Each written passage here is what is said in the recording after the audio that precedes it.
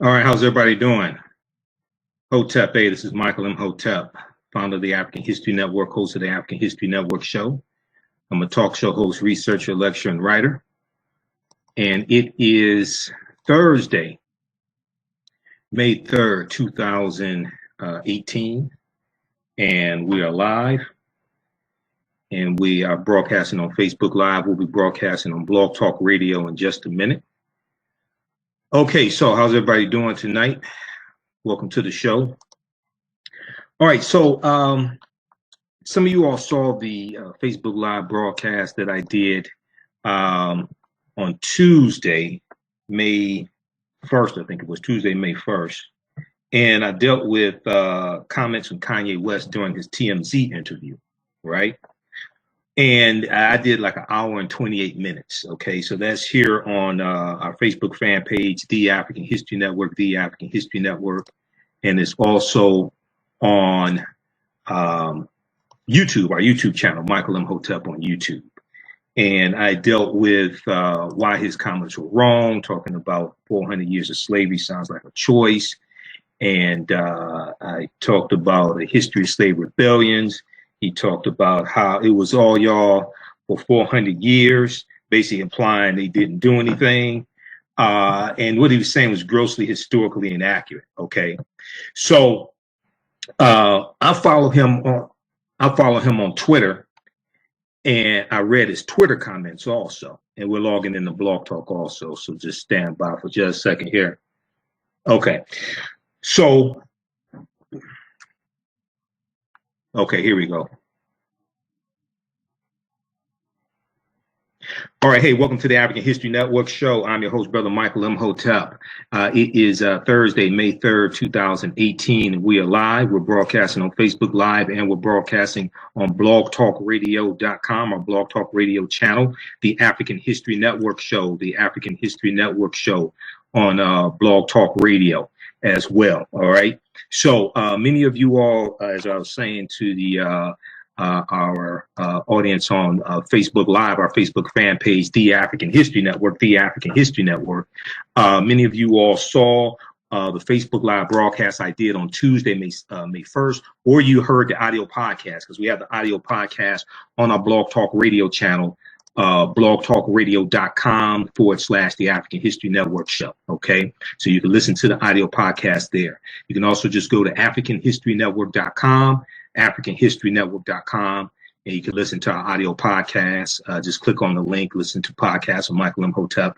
We have about 850 audio podcasts there. Okay, going back 8 years. All right, so I dealt with Kanye West comments during the TMZ interview. I dealt with why they were historically inaccurate, how they were an insult to our ancestors. He talked about y'all were there for 400 years and slavery being a choice. He said, you hear about slavery for 400 years. That sounds like a choice, like you was there for 400 years, all y'all, and it's all of y'all. It's like we're mentally in prison. I like the word prison because slavery goes too direct to the idea of blacks. He didn't want to really deal with the history of slavery. He wants to talk about being mentally in prison. Okay, we can talk about mental prison. We can talk about a wealthy African-American man who marries a white woman who became famous for making a porno movie with Ray J. We can have that conversation. Okay, but I dealt with how his comments were historically inaccurate. Also dealt with the history of slave rebellions as well. There were 250 to 313 slave rebellions from 1619 to 1865, and there were various ways that African people rebelled. So we dealt with that Tuesday. Go back and watch that, watch those podcasts. And actually, I put it on YouTube. So we'll post a link here on the thread of the broadcast also. Our YouTube channel is Michael Imhotep, IMHOTEP, Michael Imhotep on YouTube. Okay, so now what Kanye did, I follow Kanye on Twitter, all right? And he has 28.5 million followers on Twitter, all right? And I'm in media. I do radio on 910 a.m. the Superstation in Detroit. I follow a lot of people. I follow Donald Trump on Twitter, so I know what this fool is talking about. I follow him on Twitter. I'm in media, okay? So Kanye did some posts on May 1st trying to justify his comments, right? And he talked about Harriet Tubman. He posted a often cited quote from Harriet Tubman, but the quote is a fake. I freed 1,000 slaves. I could have freed 1,000 more if they had only known that they were slaves. So that's one of the things we're going to talk about tonight. Kanye West says 400 years of slavery was a choice. And he used a fake quote from Harriet Tubman. I'm not blaming him for using the fake quote, but we're going to deal with why that quote is fake, okay? And I've used a quote in the past, and in my research, you know, I would see the quote, but I could never find a primary source. I was always skeptical of the quote. I could never find a primary source, couldn't find what year it was from. So I always had questions about it. And there's a good reason why the quote was a fake. So we'll deal with that, all right? Then also, we'll talk about, let's see here. We'll also do an update on Starbucks. The 2 African-American men arrested at Starbucks settled with the city of Philadelphia for $1 each and a promise to fund an entrepreneurship program. That's strange right there. It appears they have not settled with Starbucks yet, okay? We'll talk some about that. Also, the ADL, Anti-Defamation League, will no longer co-lead Starbucks diversity training, all right? That's an interesting story. And then we'll deal with, we'll talk some about Camille Cosby. Camille Cosby has come out in support of her husband and talking and called the conviction of him basically a mob, like a lynch mob mentality or something to that effect. Actually, she calls a criminal investigation as an outrage at her husband's guilty verdict. And said it's a mob justice, not real justice. Okay, mob justice, not real justice. So we'll talk some about that as well. And then maybe some of you all saw the post. Maybe some of you saw the Facebook post that we did. Follow our Facebook fan page, The African History Network, The African History Network on Facebook. Okay, follow our fan page. We post articles throughout the day, video clips. I do video broadcasts. We also had Dr. Boyce Watkins on our channel as well. All right, so you have this NASA competition. It's a tech competition, and you have 3 African-American teenage girls who lead the semifinals portion of it. And the voting system apparently has been hacked by white supremacists, by racists who don't like them, and they're trying to sabotage their opportunity, okay? Racists couldn't stand to see 3 African-American girls make it to the finals of a coveted tech competition hosted by NASA. So they hacked the voting system to take away votes from the DC area teams. We'll talk about that story as well right here on the African History Network show. All right. And then I think that's it for tonight. That's enough. Okay. Because this Kanye story is going to take up a lot, because I have some information planned out here. All right. And let me just take a look here at make sure I covered all the topics. Okay. Camille Cosby. All right. Okay. Yeah, that's enough. All right. So to listen to the show, you can audio just dropped. What's going on? Can you all hear me okay on Facebook? Should be, because I'm monitoring through Facebook and it sounds okay. Okay. Can you all hear me on Facebook?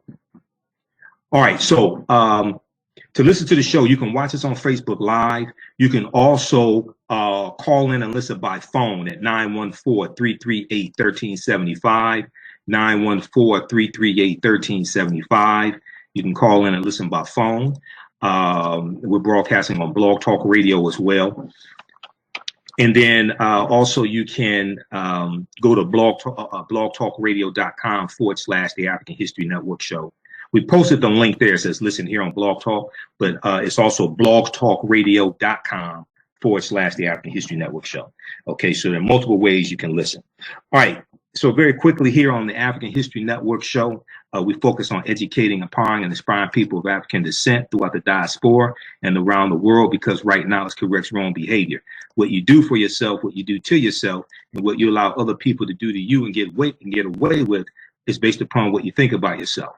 What you think about yourself is based upon what you've been taught about yourself. What you've been taught about yourself is based upon everything you've read, heard, and seen about yourself. So when you control the radius of a man's thoughts, you can control the compass of his actions, because the mind can't do or teach what it doesn't know. Now, we deal with a number of different topics here. We deal with current events and history and politics, education, economic empowerment, entrepreneurship, relationships, love, sex, health issues, and much, much more. Sign up for our email newsletter. Text the word KEMET, K-E-M-E-T, Sign up for our email newsletter. Text the word Kemet, K-E-M-E-T, to 22828 to sign up for our email newsletter. Also go to our website, AfricanHistoryNetwork.com. AfricanHistoryNetwork.com. You can sign up there as well. All right. Very quickly here, and then we'll jump into this topic with Kanye. Those in the Detroit area, you know, I'm doing a presentation Sunday, May 6th at Nandy's Knowledge Cafe, the new Nandy's Knowledge Cafe, 71 Oakman Avenue in Highland Park, Michigan, dealing with the film Black Panther analysis, African culture, history, and Afrofuturism. Black Panther analysis, African culture, history, and Afrofuturism. 71 Oakman Avenue in Highland Park, Michigan, right off of Hamilton. It's a pre-event, donations accepted, 2 p.m. to 6 p.m., 2 p.m. to 6 p.m. Visit our website, AfricanHistoryNetwork.com, AfricanHistoryNetwork.com for more information. Come on out. And we have that presentation on DVD at our website, AfricanHistoryNetwork.com also, Black Panther analysis. All right, it's a 3-hour presentation. Okay, so let's jump into this Kanye. All right, so there's an article from the Root.com. There have been numerous articles written about this. Root.com was probably the first article I saw about this by Monique Judge. Kanye West says slavery was a choice, gets shut down by TMZ's staffer. That was from Tuesday, April 1st. Really good article from Wednesday, May 2nd from AtlantaBlackStar.com. Kanye West slammed for slavery comments, slammed again for clarification. Because, like I said, I follow Kanye on Twitter. I was reading his comments on Twitter, and he's very confused. Okay, now, I'm not trying to attack Kanye. I think he's suffering from some mental issues. During the interview with TMZ from May 1st, 2018, he talked about having liposuction surgery. He talked about taking opioids because of the liposuction surgery. His representatives came out and said he's off his meds. He's not taking them properly. And they're trying to attribute his slavery comments to that. Okay, you know, all right, okay. And I know he's never gotten over his mother dying suddenly from surgery as well. All right, but the other question we have to ask is, what meds was he off of when he married Kim Kardashian? To me, that's a valid question. What meds was he off of when he married Kim Kardashian? All right, so if we look at this article from AtlantaBlackStar.com, it talks about how Kanye West drew fierce criticism Tuesday when he proclaimed that slavery was a choice. The controversial rapper later tweeted a clarification of sorts, but that he said it all left fans puzzled. Now reports say the lack of medication could be to blame. Okay, so here's some excerpts of what he said. Yeah, in his TMZ interview, he said, "You hear about slavery for 400 years. For 400 years," he asked. Okay, he said, "That sounds like a choice. Like you was there for 400 years, and it's all y'all. It's like we're mentally in prison." I like the word prison because slavery goes too direct to the idea of blacks. Okay, now what he should have said was that slavery for white slave owners was a choice. That's what he should have said. Slavery for white slave owners was a choice. He did not want to deal with white supremacy and racism. Okay, blaming enslaved Africans for slavery as opposed to the Europeans who enslaved them is mental slavery. Okay, so he don't want to deal with that. I wonder why. Okay, so so you had backlash on social media, and let me see. So you have fans responding as well. He since has taken down some of those tweets in defense of his statements. So let's see. Wendell Pierce from The Wire. Wendell Pierce said, "You, Kanye West, need to visit the new memorial for the lynching victims." That's in Alabama, Montgomery, Alabama. You've heard me talk about that. Whitney Plantation of Louisiana. Okay. Goree Island, the Slavery Museum of Liverpool, and learn about the suffering of this nightmare of human history. Okay, so there were a lot of responses. All right, now hours after his controversial remarks, Kanye West tweeted that he obviously knew Africans did not board slave ships on their own volition, which contradicts what some people on social media were saying. Okay, he came out, so I don't know if these people like who said Kanye was right, I don't know if they actually follow him on Twitter. I follow him on Twitter. I went and read all his tweets, and I actually responded to some of them and provided some information for him and asked for clarification, because Kanye never said, when he said it was all of y'all there for 400 years, he never said where he was talking about. Because if he's talking about here in the U.S., that's fundamentally inaccurate. 1619 to 1865 is 246 years. And slavery ends at different periods of time in different states also in the U.S. So he never said which country he was talking about, okay? But there was another problem with what he said. So in his defense, he tweeted on his Twitter account at Kanye West. He said, to make myself clear, of course, I know that slaves did not get shackled and put on a boat by free will. Okay, which contradicts what some of the people on social media were saying in agreement with him. He said, quote, my point is for us to have stayed in that position, even though the numbers were on our side, means that we were mentally enslaved. They cut out our tongues so we couldn't communicate to each other. I would not allow my tongue to be cut out. First of all, most enslaved Africans did not have their tongues cut out. Okay. So, I mean, you know, when you actually read his tweets, they made no sense. Then he also talked about the Willie Lynch theory. Willie Lynch never historically existed. Many of you have seen the Facebook Live broadcast. You've heard me talk about this. Willie Lynch never historically existed. The Willie Lynch letter is proven to be a fraud. There are words in the Willie Lynch letter of 1712 that didn't even exist in the early 18th century. The Willie Lynch letter is a fraud. So we should not talk about a Willie Lynch theory, a Willie Lynch syndrome, or Willie Lynch nothing. The Willie Lynch letter was created by Dr. Kwabena Ashanti in 1970. He's come out and admitted it. Professor Manu Ampim had really exposed it as a fraud. There were other people, but Professor Manu Ampim, M-A-N-U, AMPIM, had really exposed it as a fraud, and Dr. Kwabena Ashanti contacted him because I interviewed Professor Manu Ampim about this. So it's been proven to be a fraud. So it makes no sense to then talk about the Willie Lynch syndrome. Okay, so on Tuesday, May 1st, Kanye tweeted this: to make myself clear, of course, I know that slaves did not get shackled and put on a boat by free will. He said in another tweet, he said, my point is for us to have stayed in that position, even though the numbers were on our side, means that we were mentally enslaved. So he never says geographically where he's talking about. The numbers were not on our side here in the U.S. because I don't think he knows about slavery anywhere else besides in the U.S. I really don't. That we were outnumbered 6-1 or 7-1. If you read Before the Mayflower by Lerone Bennett Jr., here's my copy right here. You know, I got to get another copy because the cover came off. You look in the back, going back to 1790 when the first census was taken, they show you the population of African Americans in relationship to European, in relationship to white people. We were outnumbered in this country. So once again, when he says something like, my point is for us to have stayed in that position, even though the numbers were on our side, he totally ignores 250 to 313 slave rebellions that took place. He totally ignores the various ways that African people rebelled in addition to physical rebellion, in addition to taking up arms. You have between 20,000 to 30,000 enslaved Africans who go and fight on behalf of the British. They run away from the colonies, fight on behalf of the British during the American Revolutionary War, 1775 to 1783, because the British said, if you come fight for us, when the war's over with, we'll set you free. There were only 5,000 that fought on behalf of the colonies during the American Revolutionary War.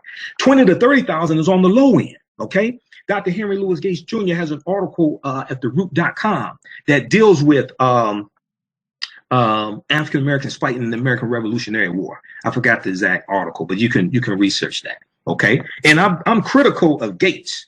I'm critical of Gates. Y'all know this, all right? Because Dr. Leonard Jeffries, one of my teachers, calls him Dr. Henry Louis Skip the Truth Gates. But I've read dozens of Dr. Gates articles, and I've always said he does do some good work. I know. I read his articles. That's how I know. He does do some good work. Some other stuff he's confused on, okay?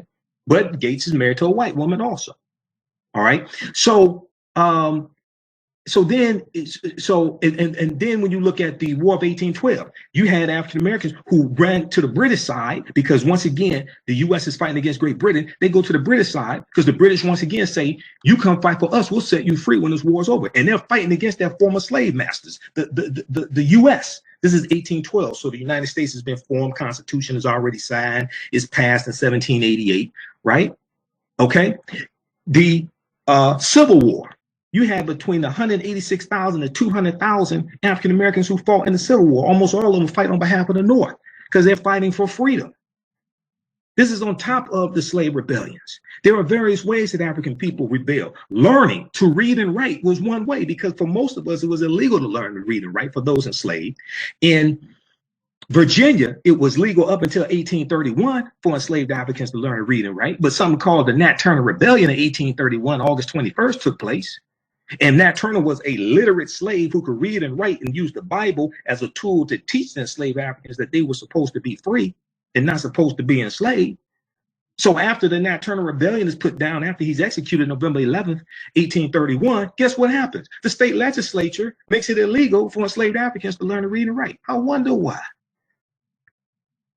And one of the things that we did when we learned to read and write, many enslaved Africans would write their own freedom papers and run away, because most Europeans at that time were illiterate. In the U.S., most of them were illiterate. So the slave patrollers, right, who were patrolling the roads for runaway slaves, things like that, most of them were illiterate. So you could give them any piece of paper and say, these were your freedom papers.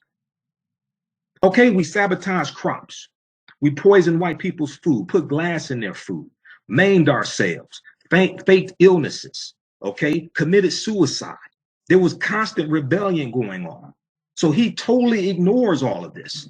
Okay, so if we look at the article from AtlantaBlackStar.com, it says he added in another set of tweets that, quote, Kanye versus the media is modern day Willie Lynch theory. Kanye versus the media is modern day Willie Lynch theory. They hung the most powerful in order to force the fear into us. They can no longer stop our voice.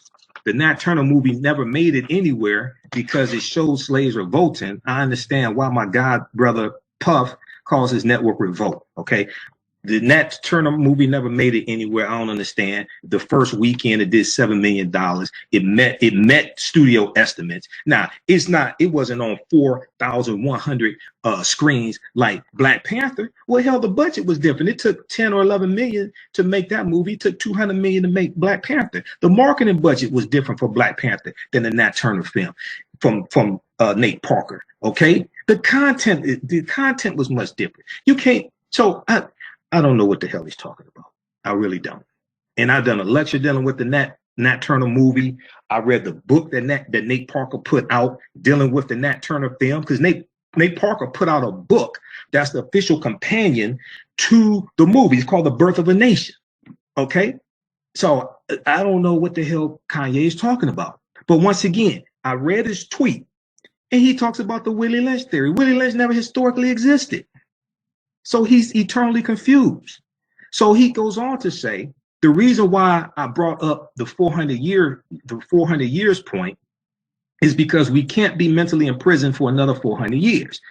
Okay, we need free thought. Even the statement was an example of free thought. It was just an idea. Okay, so what we have to understand is free thought does not mean being ignorant to history. Free thought does not mean being ignorant to history. Okay, and when you say stupid stuff like that, you're going to be held accountable. Once again, see, we have to understand, Kanye is not some ignorant guy sitting up at the barbershop running his mouth and everybody sitting around laughing at him and they know he's crazy. Okay, Kanye has 28.5 million followers on Twitter alone. A lot of our youth follow Kanye and they hear ignorant stuff like that and they believe it because they don't know any better. Okay, he was interviewed by TMZ. Within hours, that video went viral. We're not, see, so it's entirely different. Okay, there are consequences for statements that you make like that. There are consequences.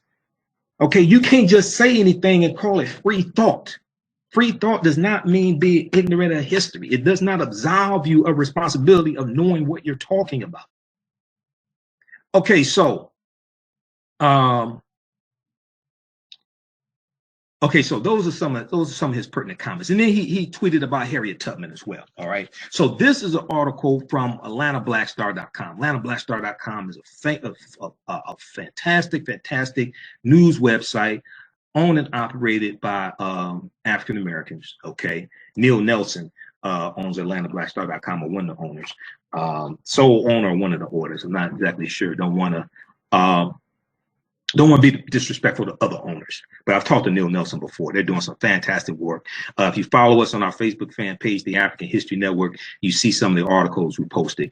Here in Detroit, 105.1, Sandy Smith posted on Facebook here, 105.1, The Bounce has announced that they're not going to play Kanye West music anymore because they said his comments were disrespectful to African Americans. Well, Tom Joyner said he's not going to play R. Kelly. So, hey, I can't disagree with that. Now, I do think, I don't listen to 105.1 The Bounce, so I don't know if they play this music because they play like older school hip hop. I do think that African-American owned radio stations and hip hop stations in general need to stop playing music that calls the N-word and calls us disrespectful, derogatory, degenerative terms. I think they need to stop playing that music as well. Okay. All right, now. So we posted the link here on the thread of the broadcast from on Facebook from AtlantaBlackStar.com.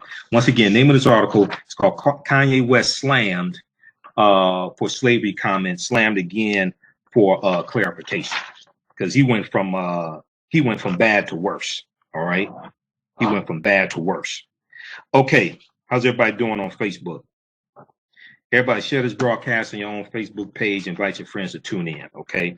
And then after I talk about the Harriet Tubman piece here, what I'm going to do is I teach an online course called Ancient Kemet, the Moors, and the Ma'afa, Understanding the Transatlantic Slave Trade, what they didn't teach you in school, okay? And I'm going to give you a sneak peek of that. It's a 14-hour, 7-session online course that I teach. We deal with thousands of years of history, and we have it in a bundle pack right now.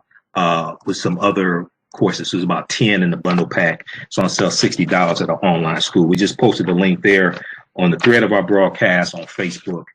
And it's at AfricanHistoryNetwork.com, AfricanHistoryNetwork.com. But I'll give you a sneak peek on some of the content that we deal with. Okay, so since Monday, there have been a number of articles written dealing with different aspects of what Kanye said. Historians have come out and talked about how what he said is historically inaccurate. I'll pull up that article as well. There was an article from CBS.com about this. But there were some articles written about the statement that has been attributed to Harriet Tubman, okay, but it is a false statement, all right? And there was a couple of articles that I'm going to look at. One from Huffington Post, Black Voices. Kanye West tweets fake Harriet Tubman quote after saying slavery was a choice. Okay, Kanye West, or Huffington Post. Kanye West tweets fake Harriet Tubman quote after saying slavery was a choice. All right, it's either from HuffingtonPost.com or Huffington Post Black Voices. I can't remember which one. Let me see. I think it's HuffingtonPost.com. And then they cited the article from Snopes.com. The Snopes.com did a really in-depth analysis of this, okay? And you may have seen me post some information about this as well, all right? The article from CBS.com is called Historians Respond to Kanye West's Controversial Comments About Slavery. Historians respond to Kanye West's controversial comments about slavery. All right, that's from CBSNews.com. We'll post it. We'll post it here on the thread of the broadcast on Facebook. Okay, so you can check that out as well. It's important that we talk to our children about this also. So something good needs to come out of this nonsense. We need to have these conversations with our children and provide them, correct historical information. All right.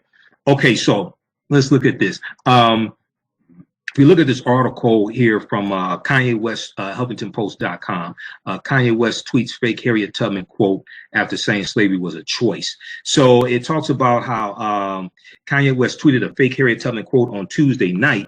That was January 1st, just hours after he told TMZ that slavery was, quote unquote, a choice, end quote. The quote appeared just after West compared himself to both Harriet Tubman and Nat Turner, two Americans born into slavery who were pivotal in the fight for abolition in the 19th century. Okay. And so the quote was, I freed 1,000 slaves. I could have freed 1,000 more if they had only known they were slaves. All right. He tweeted this May 2nd. 2018. All right, so I've used the quote in the past some, And in researching Harriet Tubman, I was skeptical of the quote because I could never find a primary source. I couldn't find a date, couldn't find an original source where that tweet came from. All right. I would see memes and things like this of it. Right. But the article goes on to say there's no hard evidence that Harriet Tubman actually said this quote. The fact-checking site Snopes.com has pretty much debunked it. We'll come to that research from Snopes in just a minute here.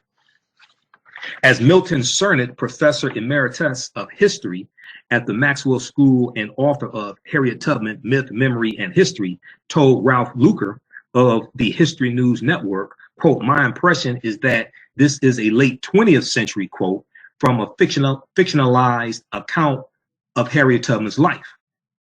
Whoever wishes to use the dubious quote as a political zinger ought to cite a reliable source.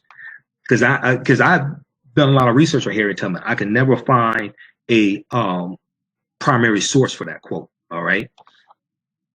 So the fake Tubman quote obviously had Twitter up in arms. So you had, even on when I went to Kanye's Twitter page, even on his Twitter page, there were people who were saying, look, this is a fake quote, and explaining why. All right.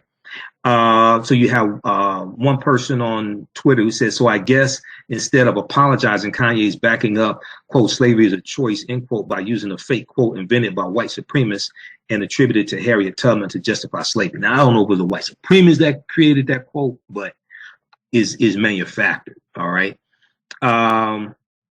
So West's tweet comes during a series of incendiary comments from the rapper, both online and in person. All right.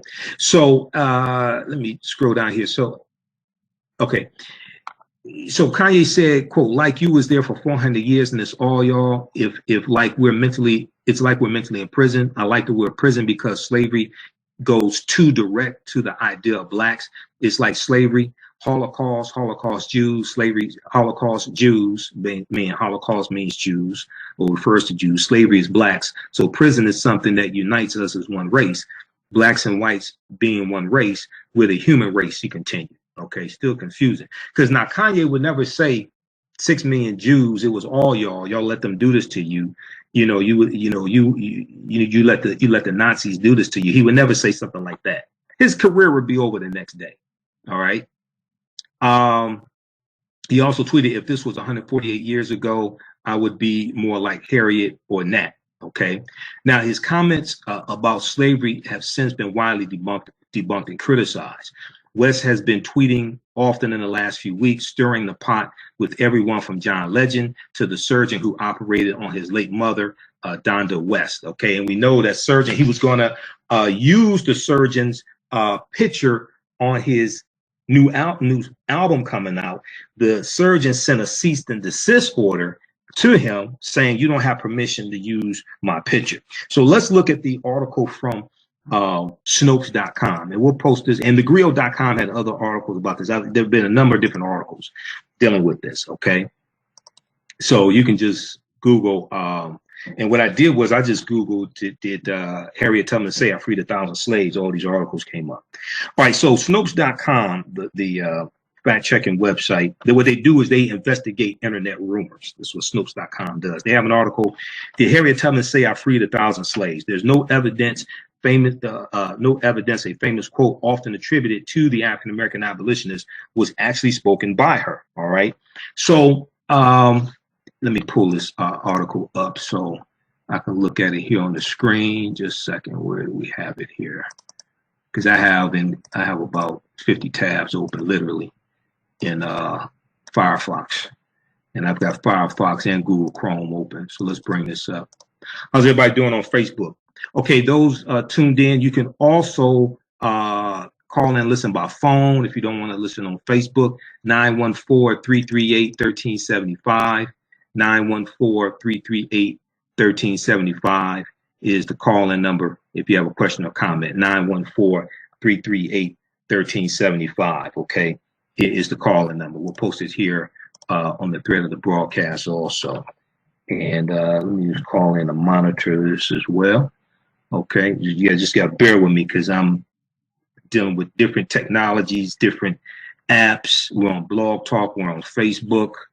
So I'm doing the job of a number of different people. Okay, so You just got to bear with me for a minute here.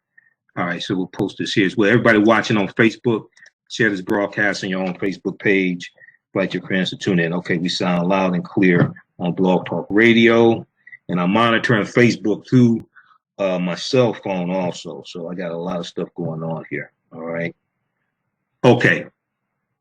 All right. So if we look at the article from Snopes.com, right? Okay. So when we look at the origin of this quote, I freed 1,000 slaves. I could have freed 1,000 more if only they knew they were slaves. Now, when you look at it, notice there's no source. When you see this meme, there's no source for it. There's no primary source. There's no date, anything. It just says Harriet Tubman.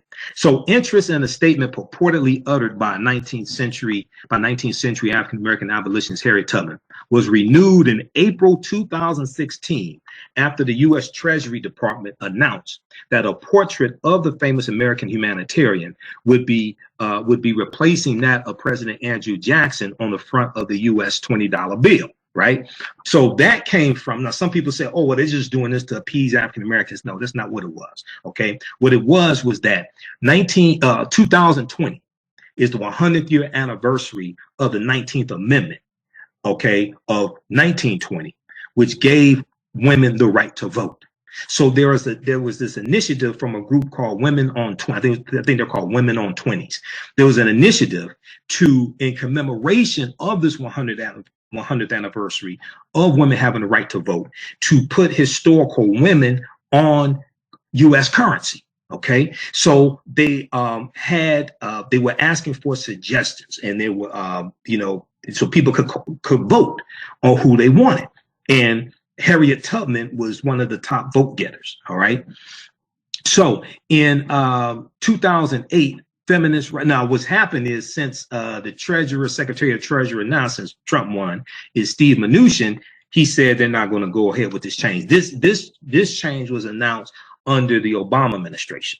Okay, this is when this took place. But under Steve Mnuchin, Secretary of the Treasury, who is under the Trump administration, we know Trump is a white supremacist. We know Trump's hero is Andrew Jackson, who was an Indian killer and white supremacist as well, who signed the Indian Removal Act in 1830 into law, right?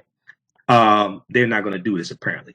So in 2008, feminist writer Robin Morgan penned an essay intended as a sequel to her famous 1970 Goodbye to All That piece. Goodbye to All That piece, okay, or essay.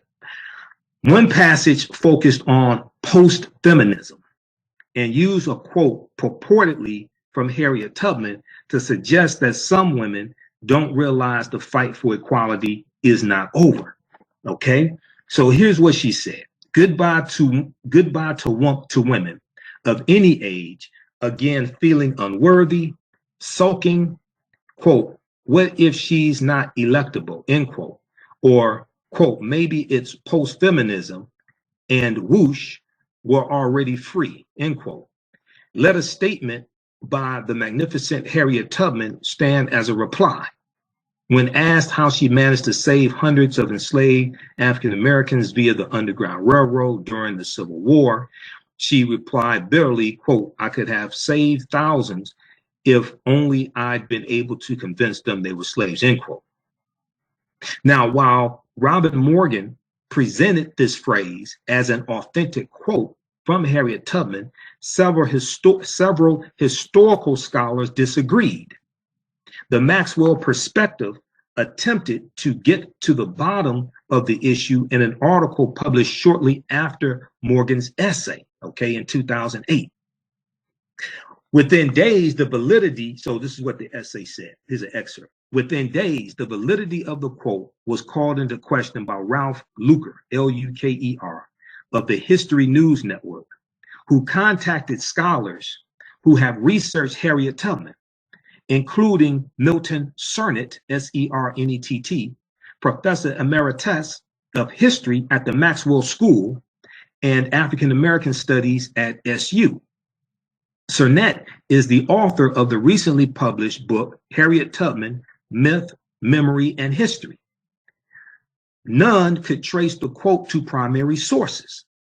Quote, he said, my impression is that this is a late 20th century quote from a fictionalized account of Tubman's life. Okay, he told Ralph Luker. Whoever wishes to use the dubious quote as a political zinger ought to cite a reliable source. Likewise, Kate Clifford Larson, Larson,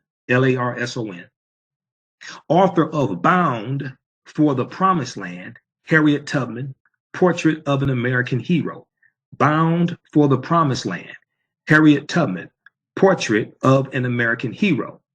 Vowed that the quotation was of recent vintage and no evidence backed the notion that the abolitionists actually spoke or wrote these words. Okay, she said there is no original quote for this, which explains why I couldn't find one, because I searched in my research, I did a presentation, Great African Women in History, the Mothers of Civilization. And I came across this quote and I could not find a primary source. I could not find a date, could not find a primary source, reference, where did this come from? When did she say it? Where was she? I couldn't find it. This quote wasn't, so there is no original quote for this. This quote was entirely made up and became popularized starting sometime in the late 1990s. And it was in about the early 1990s that fake Willie Lynch speech started circulating and becoming popular. And then we know it was at the Million Man March in 95, if I remember correctly, in 95, Minister Farrakhan talked about Willie Lynch, and then it spread like wildfire. But when they had the 20th anniversary of the Million Man March, notice they didn't mention the 95, 96. No, notice they did not mention, I don't remember him mentioning the Willie Lynch at all when they had the 20th anniversary. Okay, so there is no documentation nor historical basis for this quote. Okay, so this is what Kate Clifford said, who's the author of Bound for the Promised Land, Harriet Tubman, Portrait of an American Hero. Now, Rice University professor and slavery historian, Dr. W. Caleb McDaniel, wrote that circulating this particular fake quote is actually harmful both to Tubman's legacy and to current efforts of anti-slavery activism. He said, modern historians know the truth. Enslaved people resisted their condition in countless ways, which is what I talked about on my broadcast Tuesday. You got to go back and watch that. I did an hour and 28 minutes. Okay. Modern historians know the truth. Enslaved people resisted their condition in countless ways, large and small. If they were not able to attain freedom, it was not because they did not want it or because, as the fake Harriet Tubman quote would have it, they, quote, did not know they were slaves, end quote. It was because powerful forces were arrayed against them. The idea of, quote unquote, tacit consent distracted attention from the fact. Okay. And what's interesting is that Kanye openly embraces Donald Trump, who is like the poster boy for white supremacy. He does not condemn any of the negative policies that Trump has implemented, which are negative to African Americans, redeclaration of the war on drugs, reversal of President Obama's initiative to end contracts for private prisons for federalized prisoners, how Dr. Ben Carson is destroying HUD housing and urban development, the attacks on the Environmental Protection Agency, the gutting of the civil rights departments at the Environmental Protection Agency, the gutting of the civil rights department and Department of Education, how Betsy DeVos, what she's doing is her policies are negatively impacting African-American students and even African-American college students, because the Department of Education is over all the colleges and trade schools as well. Okay. He doesn't talk about any of this. He doesn't talk about how Trump is for rampant voter suppression. He didn't denounce Trump's voter integrity commission. So he does not come out in opposition of any of Trump's policies. Then he wears a Make America Great Again hat. When is Donald Trump talking about America was so great that Europeans want to go back to it? Largely, they're talking about before African Americans had civil rights. Trump was asked in the interview, and I have it, I think News1.com reported this. He said, when was America great that you want to go back to? And he said something. It was like I think during the sometime during the 18th century, something to the 1700s or something like that. Oh, you mean when African people were slaves? Is that what you're talking about? Okay. I'm going to pull up this article here for you all. We'll post it. I'm going to give you the actual source for it. Okay. America, great. We'll pull up that article. All right. So what's interesting is that Kanye talks about being a free thinker, but he does not denounce a man who has told over 3,000 false or misleading statements since he's been in office. And his policies are detrimental to African Americans who have supported his career for years. Okay. I'm going to do great with the African Americans. Trump says he has black voter support. Let me see. I want to see if I can pull up this article here. We'll continue. But I want to see if I can find this article when he said America was great, when the period of time they want to go back to. But they basically want to go back to a period of time before civil rights, before the Voting Rights Act, before the Civil Rights Act of '64. Okay. Which is detrimental to African Americans. And we see an assault on our rights taking place right now. Okay. All right. I don't know if I can find this, but you can try to Google that. Trump and was America great? All right. We'll try to pull it up that way. Okay. See. Donald Trump reveals when he thinks America was great. This is from May 2016. This is from May 2016. You think the United States last had the right balance, either in terms of defense footprints or terms of trade? Let's see. Okay, if you look back, it was really there was a period of time when we were developing at the turn of the century, which was a pretty wild time for this country and pretty wild in terms of building that machine. The machine was real based on, he's probably talking about the turn of the 20th century, which is the early 1900s. Okay.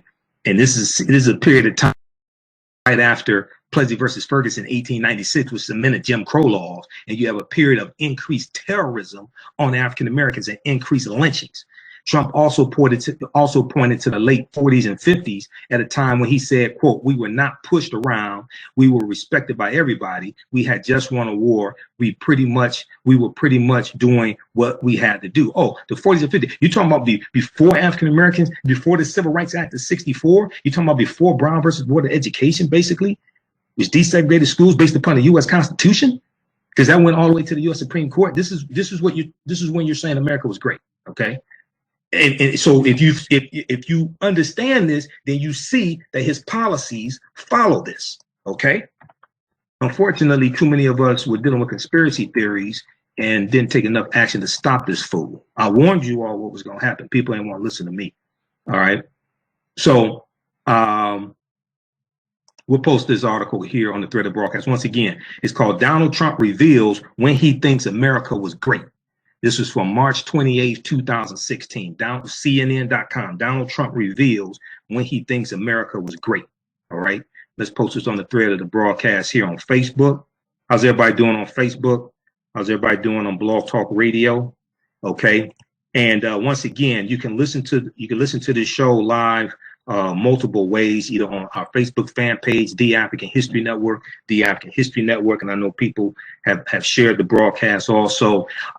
You can call in and listen by phone, 914-338-1375, 914-338-1375. Okay, it's the call-in number. You can listen by phone.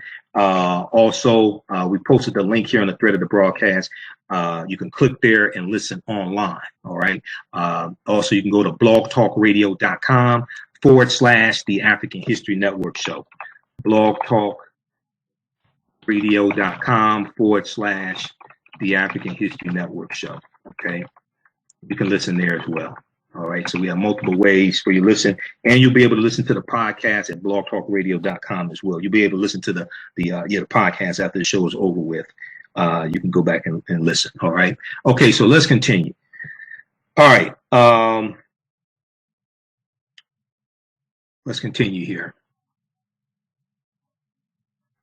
Okay. So when we look fact checking this often attributed quote to Harriet Tubman, I freed 1,000 slaves. I could have freed 1,000 more if they only knew they were slaves. It's a fake quote, and we're dealing with why it's a fake quote. All right. I'm not blaming Kanye for posting this, but we need to correct it. Okay. So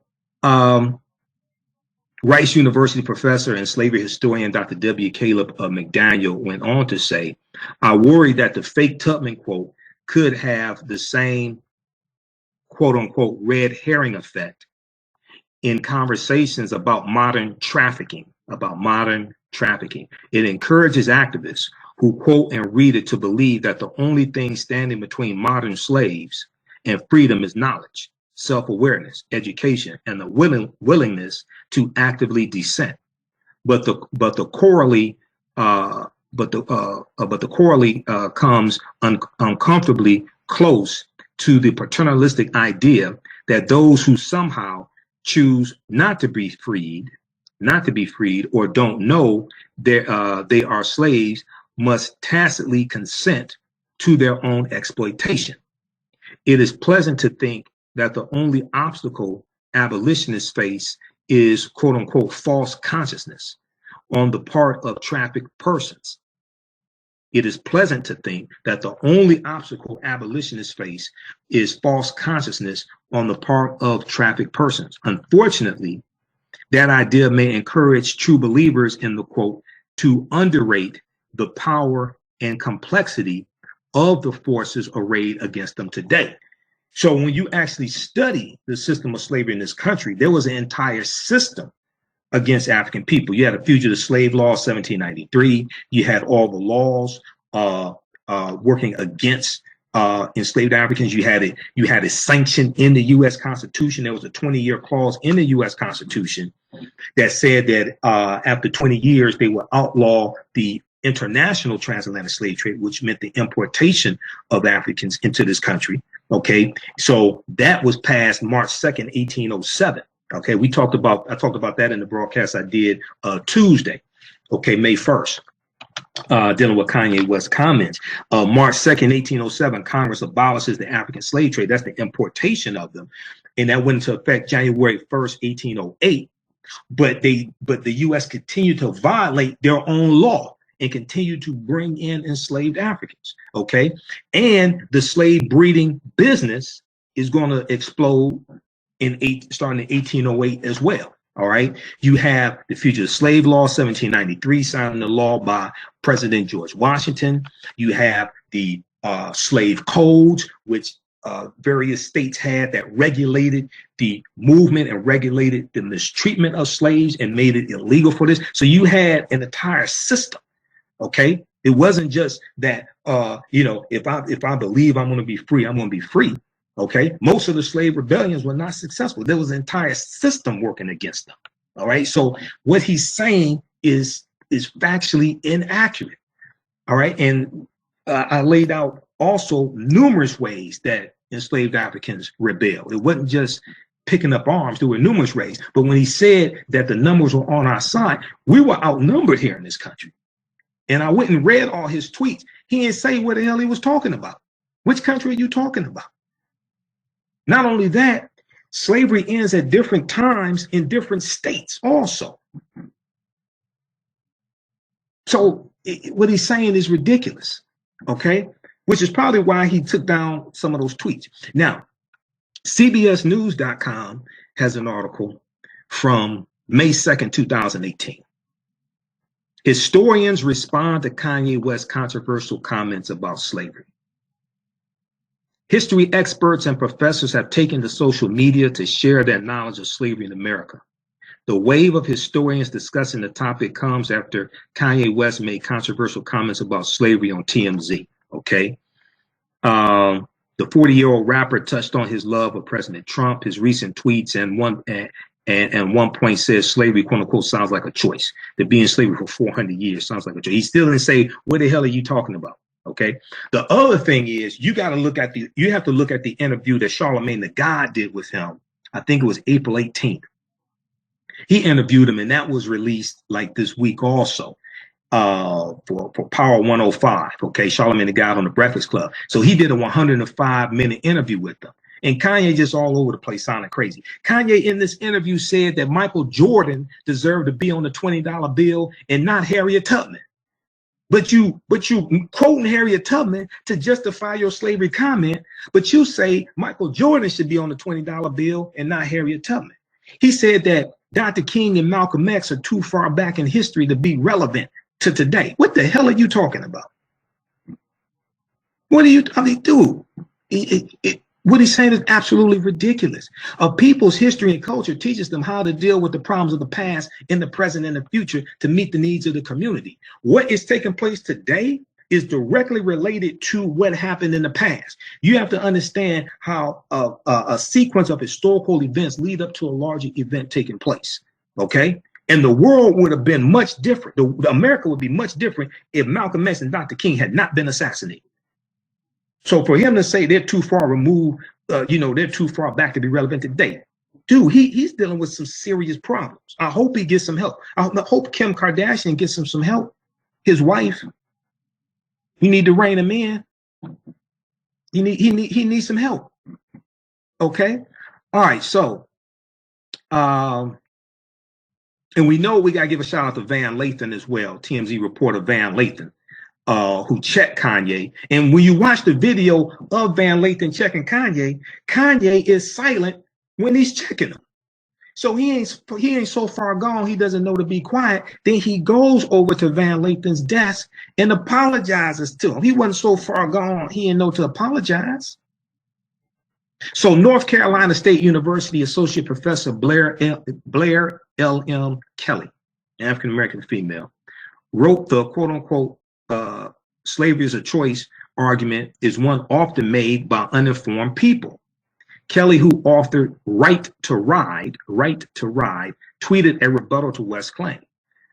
And she said, have not watched the whole Kanye event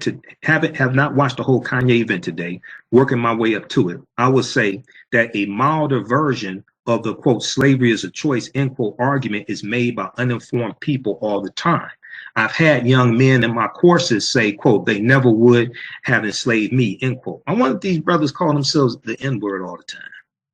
Okay. Now, what is important for people to understand is that the South had a concerted effort to portray the image of the happy slave content with slavery. Because as the abolitionist movement is gaining steam, the South is trying to justify the peculiar institution. And they're trying to say that the system of slavery has a system of checks and balances in it, which is good for everybody. So they're creating these stereotypes of the mammies and all these happy slaves and the uncles and things like this. And they're saying that slavery benefits the enslaved Africans because the slave master takes care of them. And they try to promote this image of the benevolent slave master who takes care of the slaves, provides room and shelter for them, and they produce crops and everybody's happy. Okay. 1828, 1829, you have a white entertainer named Thomas Dartmouth Rice, T.D. Rice, W-R-I-C-E. And he creates the Jim Crow character. And he dons tattered, torn clothing. He puts on blackface. He adopts a Southern dialect. And he creates this character on stage called Jim Crow. Now, according to the legend, he sees an enslaved African male, boy, teenager or young man, tending to animals. And this enslaved African is singing a song, turn around, jump around, I jump just so. Every time I turn around, I jump Jim Crow. And he's going to create this Jim Crow character. This becomes a hit. He's known as the father of minstrel shows. You got to research this, T.D. Rice. All this is dealing with history.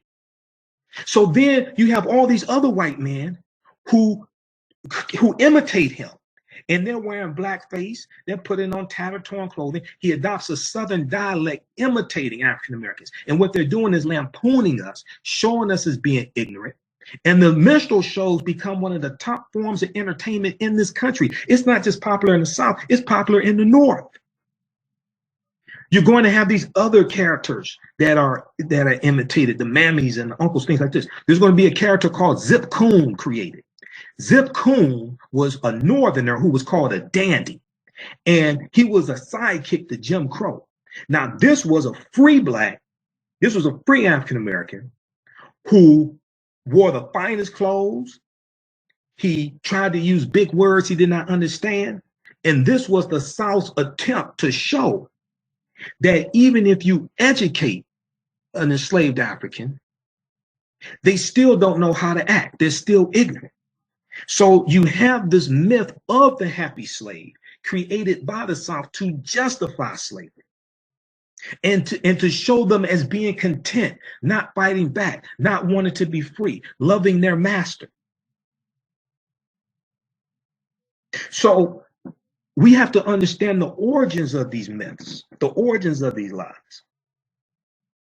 We see this lie played out in the movie The Birth of a Nation. February, the original Birth of a Nation from D.W. Griffith, debuted February 18th, 1915. And the movie takes place during the Civil War, during slavery, Civil War, and Reconstruction 1865 to 1877. And they show the happy slaves.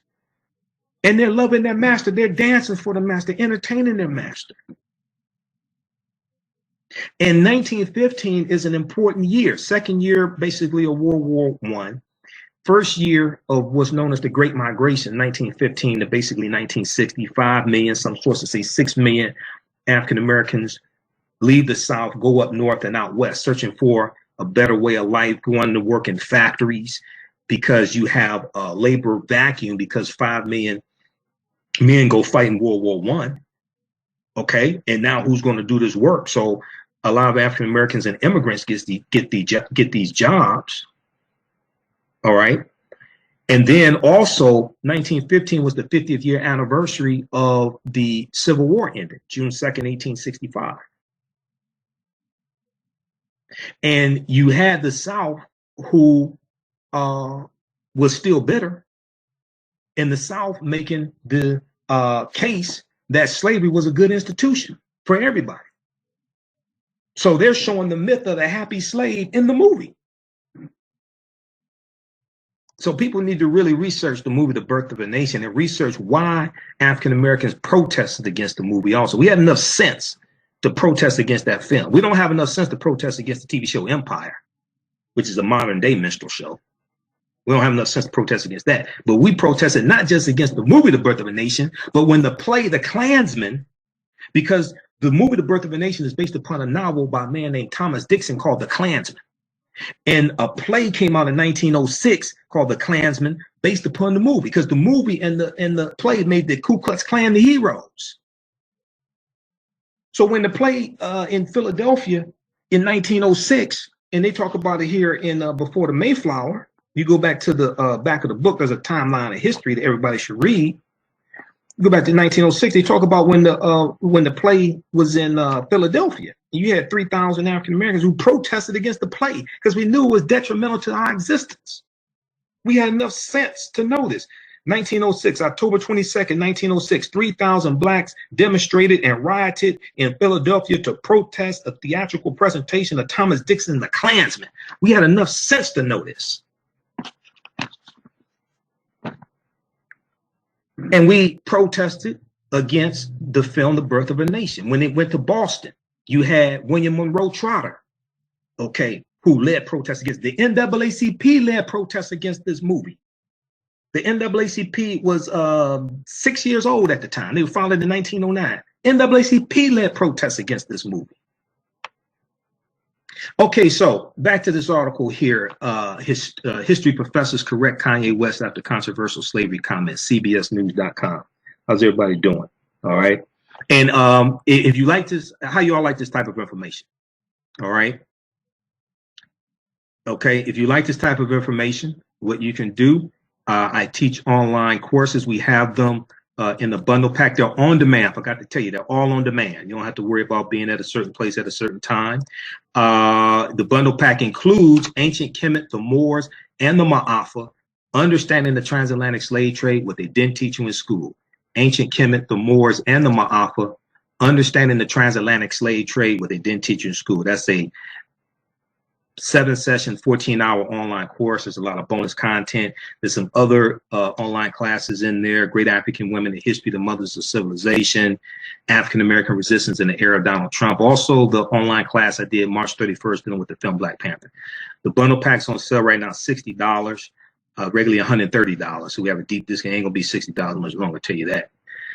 Because I gotta pay the platform for the online school that I set up. I got to pay them for each course that I sell. I ain't realized how much I got to pay them each time I sell a course, but that's another story. But you can register for that. You can watch it from around the world, smartphone, tablet, computer. As soon as you register, you can start watching it. It's all on demand, okay? It's also available right on the homepage at AfricanHistoryNetwork.com, AfricanHistoryNetwork.com, all right? And I'm going to show you some of the content that we deal with here shortly. I want to finish this topic then with Harriet Tubman. Okay, so let's go back to this article here from CBSNews.com. Okay, so in the 8-tweet thread, Blair Kelly, historian, history professor Blair Kelly, female, African-American female, explained that some people do not know about the brutalization of slaves, questioning if these people could survive what slaves went through. Quote, not only did my ancestors and Kanye's ancestors survive, they managed to make a way to make a new culture, remake family and faith, and in the process make a culture so formidable that it continues to change the world, end quote.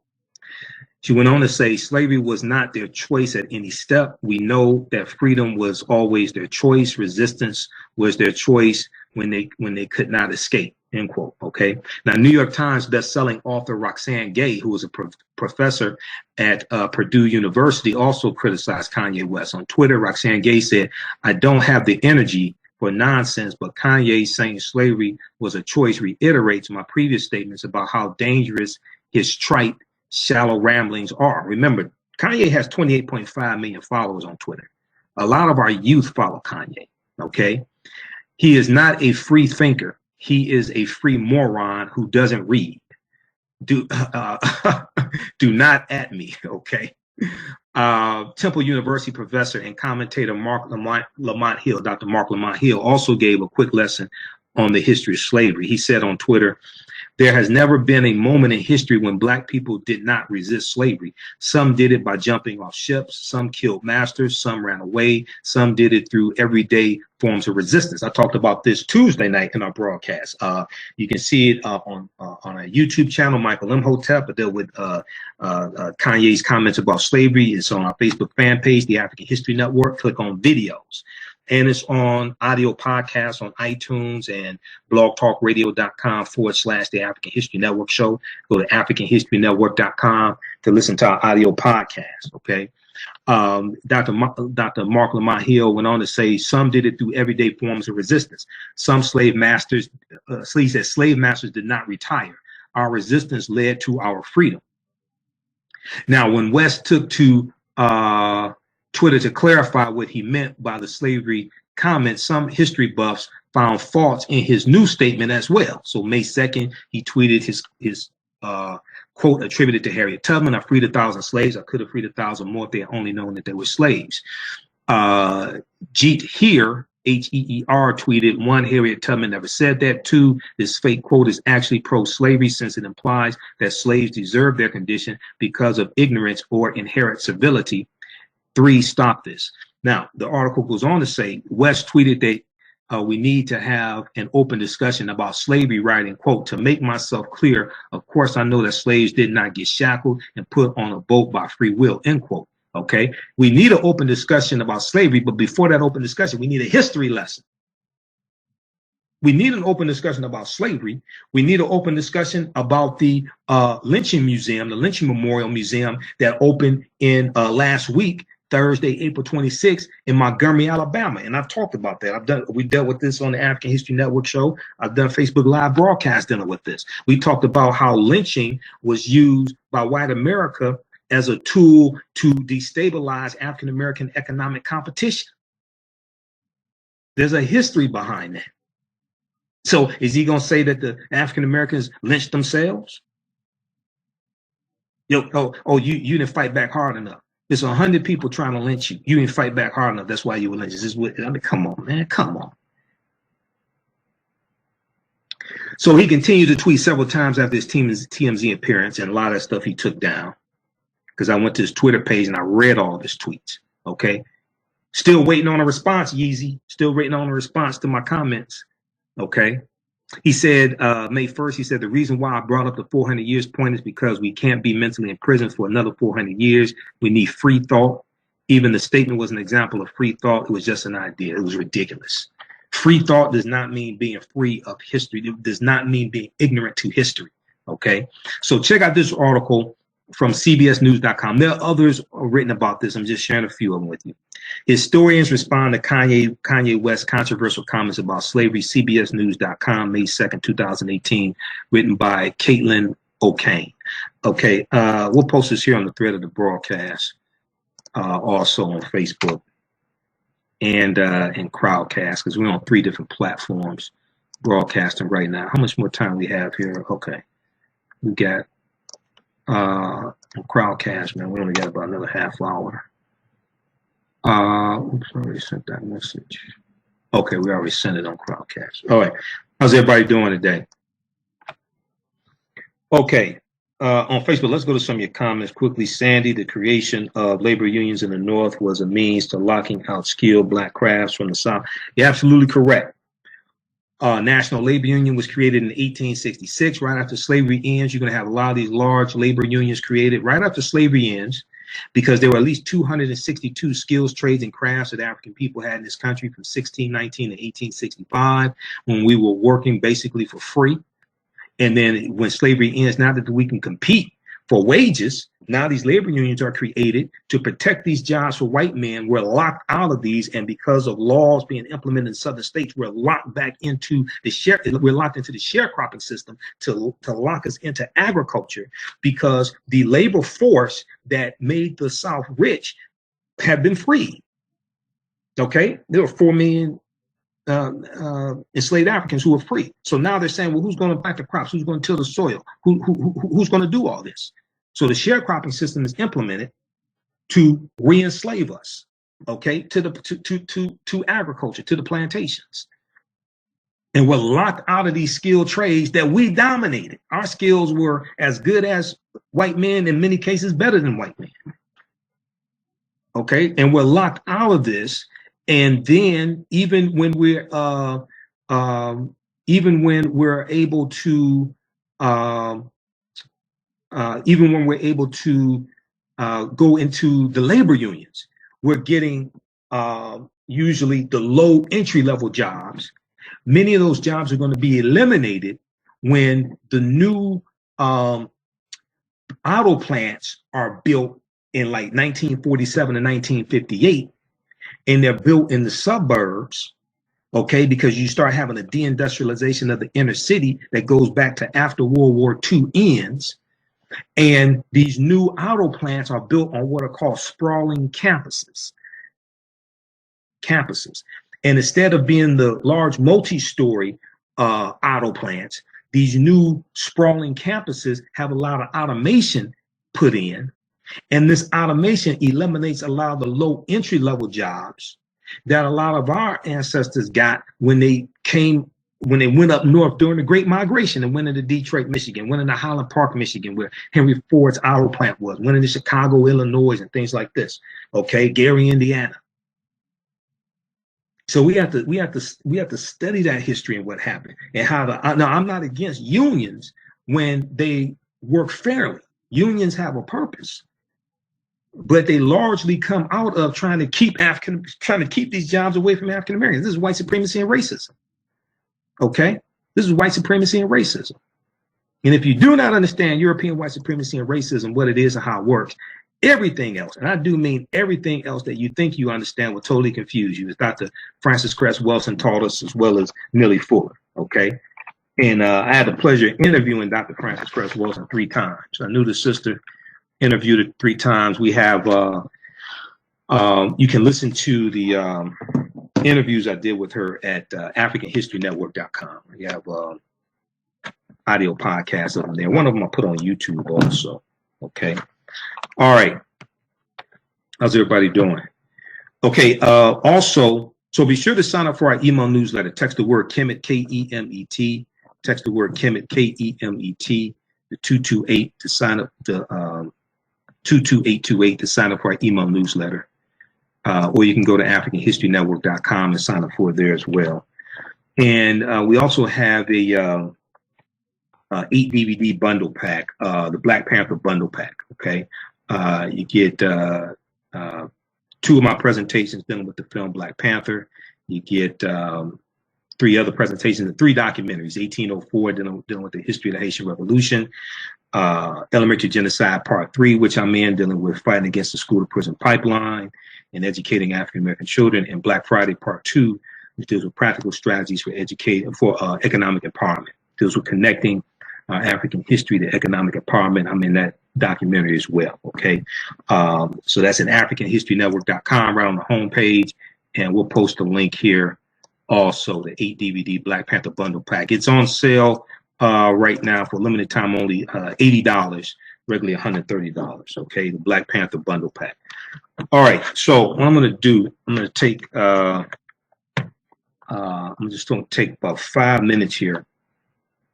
Let's go to some more of your comments, and I'm going to show you some of the content that we deal with in the online course that I teach, Ancient Kemet, the Moors, and the Ma'afa, Understanding the Transatlantic Slave Trade, where they didn't teach you in school. Okay, because we deal with thousands of years of history. We don't just deal with the last 500 years of history. We deal with the last 50,000 years of history, but we go back even further than that. Okay, all right, let's look at some of your comments here. I'll look at my phone here. Okay, so we have Sandy talking about unions. We got Brother Abdul watching. And once again, we'll come to, okay, Robert checking in from Columbus, Georgia. All right, Ladae Johnson, how you doing? Let's see, Shireen, tell Mr. Kardashian to shut the front door. Okay, Mr. Kardashian, okay.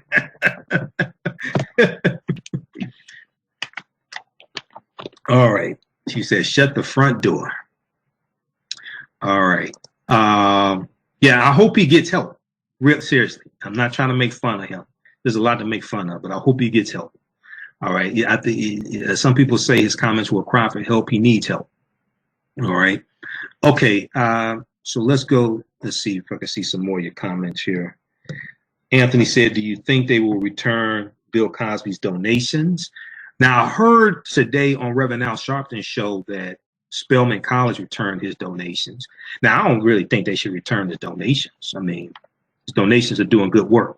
We'll talk about Camille Cosby shortly, but there was an article from CNN.com how, which university was it? I think it was one of the universities, one of the Ivy League schools, are rescinding, they're taking back his honorary degree. Okay. This is the first time they've done it in their 300-year history. There's a concerted effort to destroy Bill Cosby's legacy, okay? Regardless of what you think he did with this woman, okay? There's a concerted effort taking the Cosby Show off of Bounce TV, taking the Cosby Show off of some other networks, okay? There's a concerted effort to destroy his legacy also.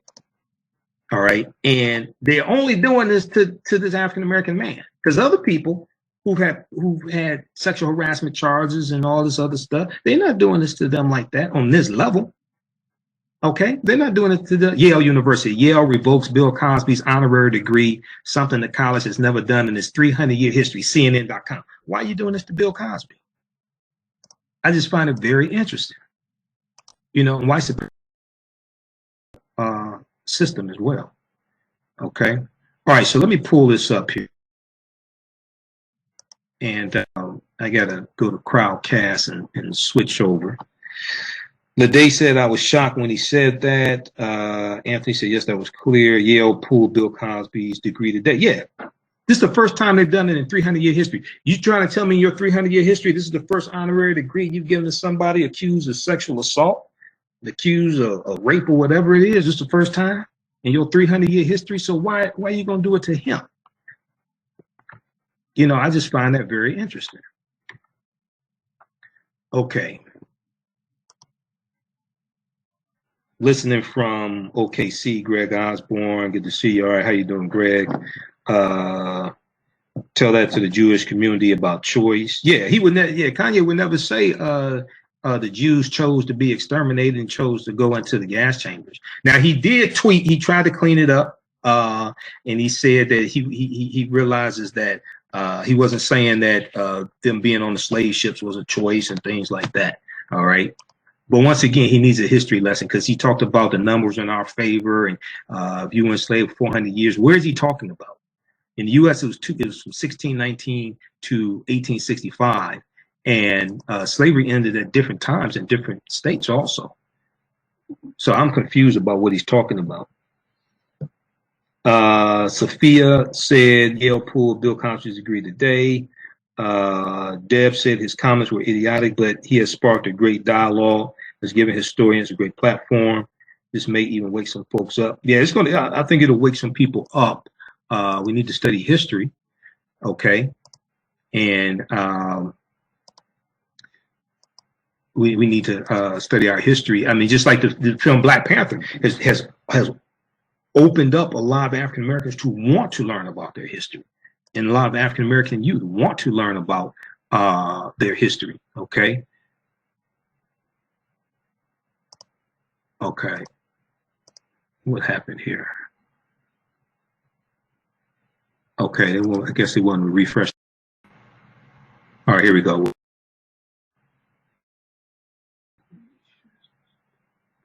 Oh, yeah.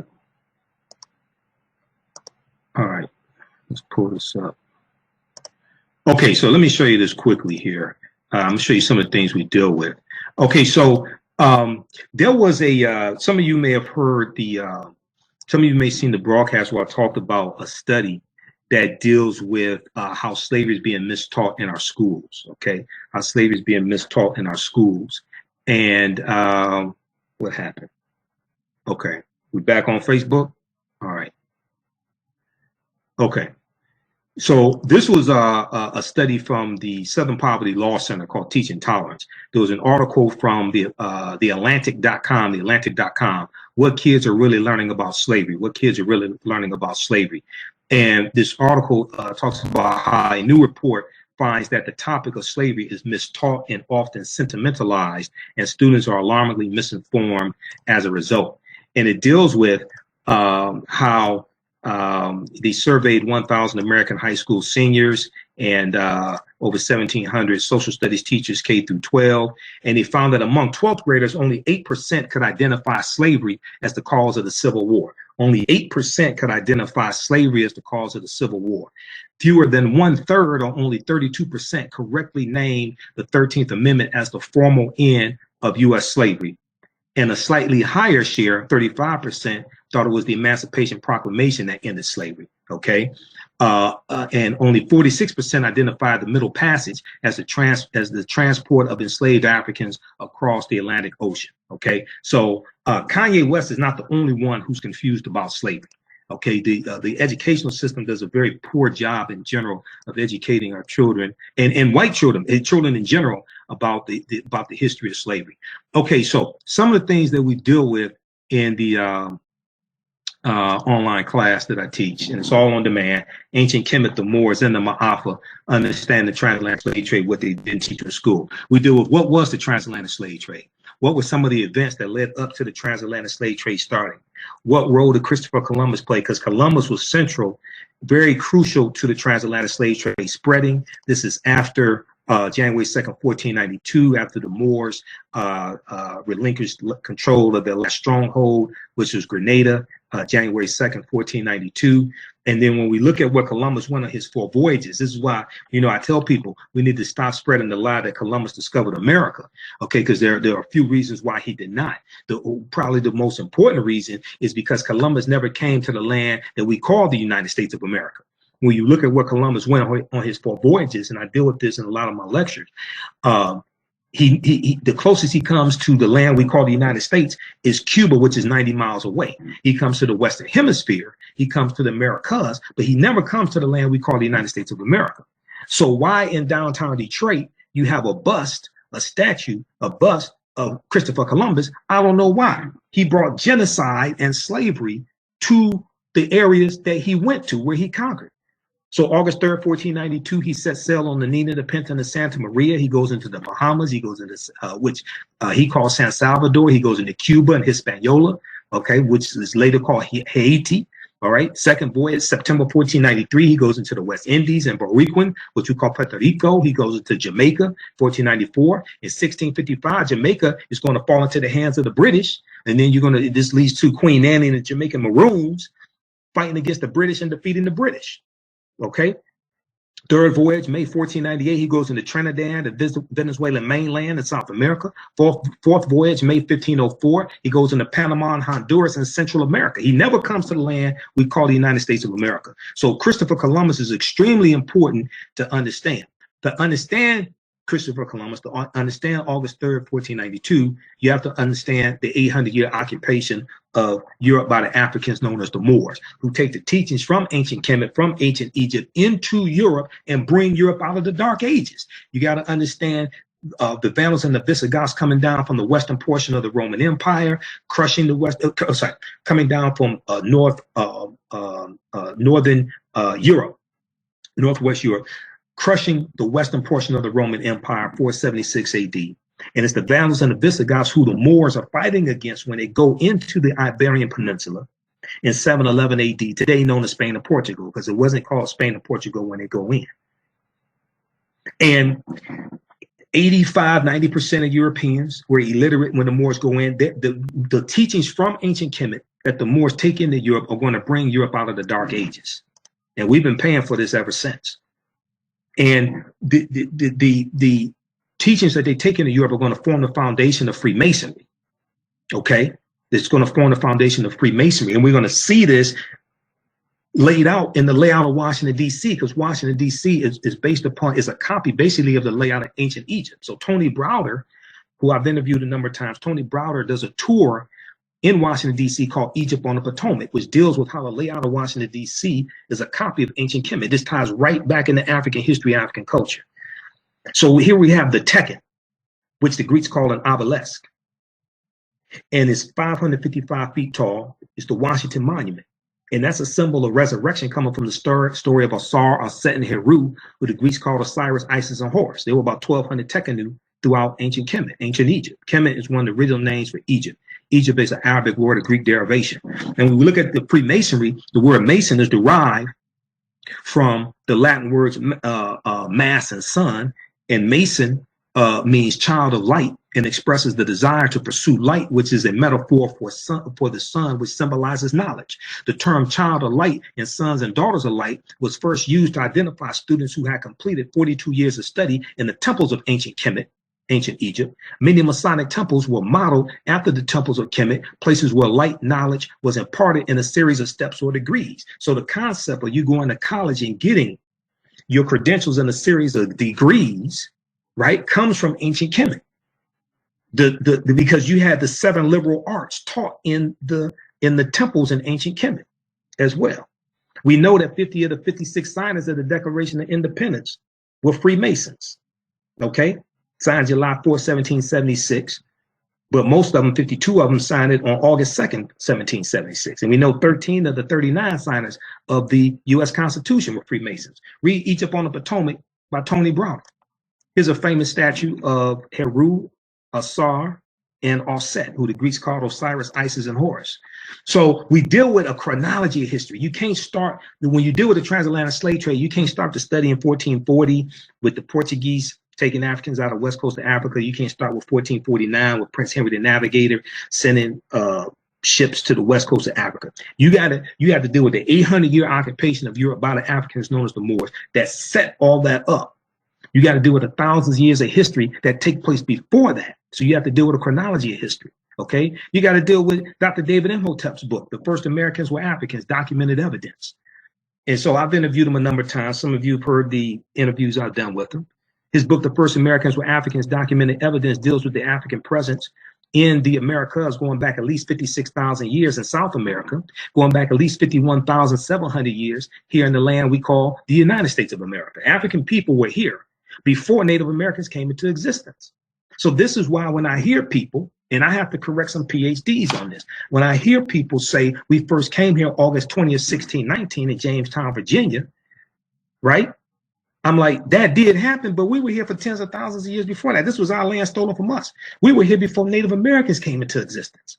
So on page 14 of his book, he deals with evidence of an African presence 51,700 years ago in a campsite in Allendale County, South Carolina, discovered by archaeologist Dr. Albert Goodyear. Dr. Albert Goodyear is a white archaeologist at the University of South Carolina. He made this discovery in 2004. So when I do my lectures, and I do them, I've done presentations in Baltimore, done presentations in Atlanta, done presentations in Chicago. When I do my presentations, I cite these sources so people can go research this, because most of our people don't know this information. Those in the Detroit area, I'm doing a presentation in Detroit this Sunday, May 6th, 2 p.m. to 6 p.m.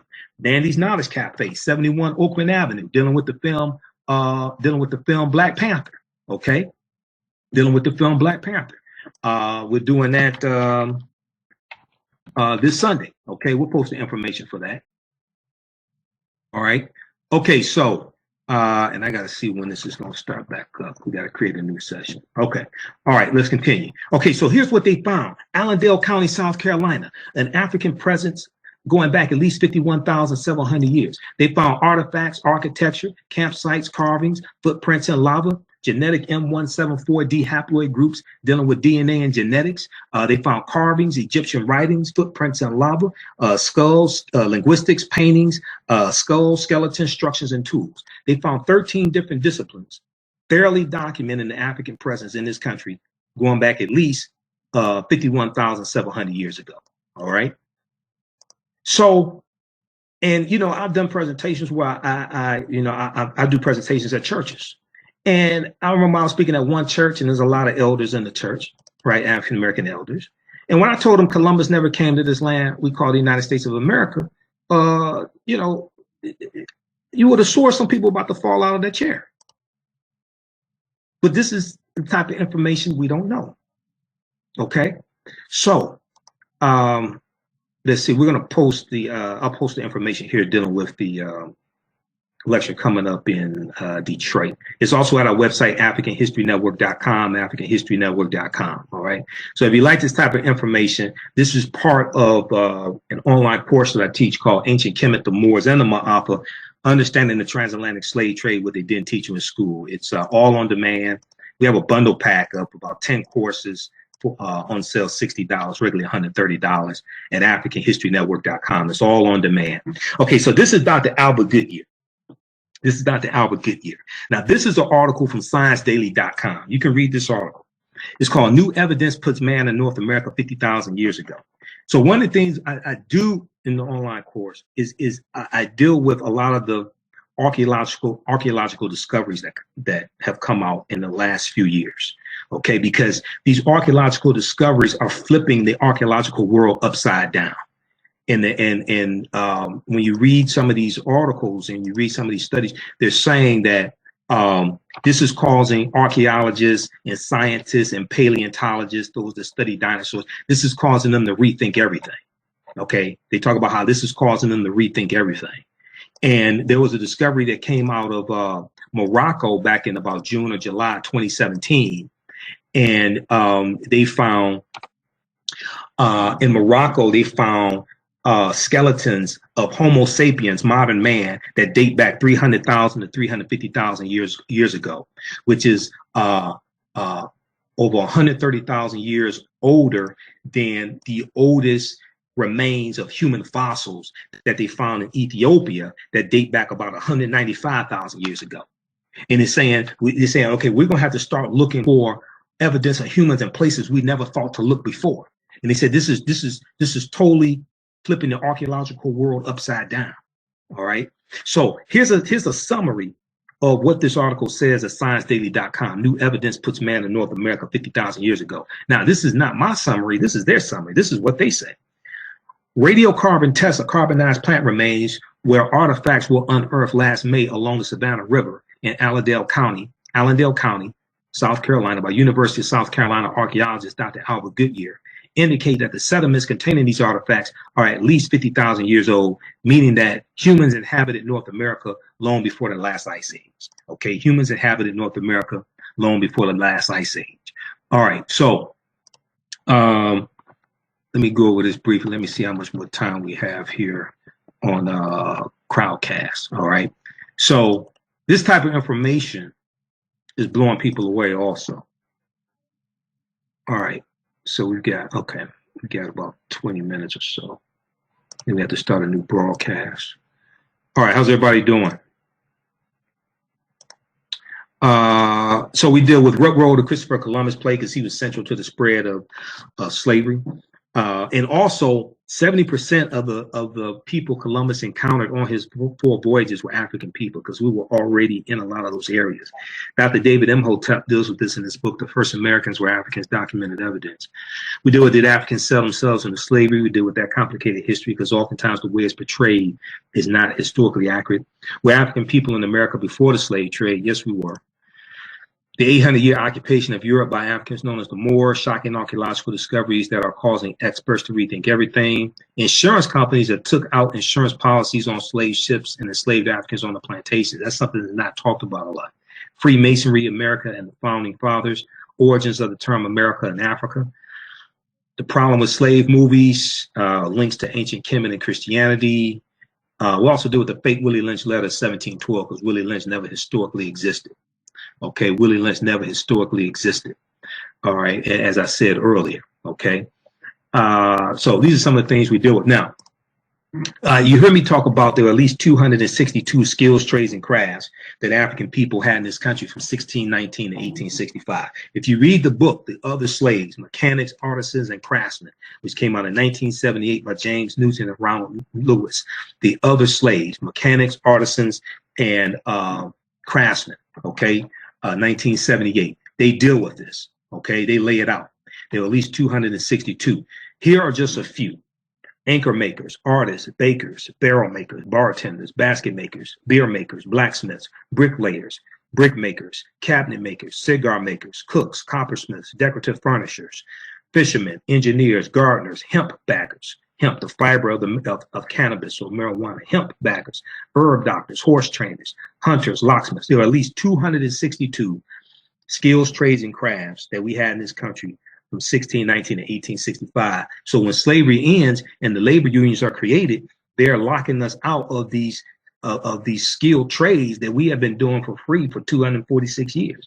Here is Thomas Dartmouth T.D. Rice in blackface. Okay, he creates the Jim Crow character around 1828, 1829. He's known as the father of the minstrel shows. Okay, he's known as the father of the minstrel shows. All right, so these are just a few of the things that we deal with in the online course that I teach called Ancient Kemet, the Moors, and the Ma'afa, Understanding the Transatlantic Slave Trade, where they didn't teach you in school. We deal with thousands of years of history there. Okay, it's all on demand. You go to AfricanHistoryNetwork.com. You can sign up for there. As soon as you register, you can start watching your smartphone, tablet, or computer. We have the link here. It's on sale. It's a bundle pack. It's like 10 courses on sale, $60, regularly $130. We had it deeply discounted right now. Okay, so let's continue. Let's go to the next topic here. We talked about Harriet Tubman in the fall. We talked about Kanye and the false statement. The false comment from Kanye. I freed 1,000 slaves, but I could have freed 1,000 more. They had only known that they were slaves. It's a false quote associated with Harriet Tubman that she never made. There's no primary source on that at all. And I researched that in some, preparing for some of my lectures. Can't find a primary source. All right, let's go to this story dealing with an update on Starbucks. Okay. Okay, so you have And let me pull up the story here dealing with Starbucks. Washington Post has an article dealing with the two brothers who were arrested at the Starbucks April 12, 2018, right? They've settled with the city of Philadelphia. Now, this is a crazy settlement, all right? Now, it's obvious these brothers are not in this for the money. They're not trying to get a payday. They're trying to do something for other people, okay? Washington Post reports the article came out May 2nd, 2018. It was updated May 3rd, 2018 at 10:52 a.m. Two black men arrested at Starbucks settled with Philadelphia for $1 each. Two black men arrested at Starbucks settled with Philadelphia for $1 each. So two African-American men arrested at Philadelphia Starbucks last month have reached a settlement with the city and secured its commitment to a pilot program for young entrepreneurs. Now, it's good that they want to do something for other people. They want a program for young entrepreneurs. The city of Philadelphia has agreed to fund it.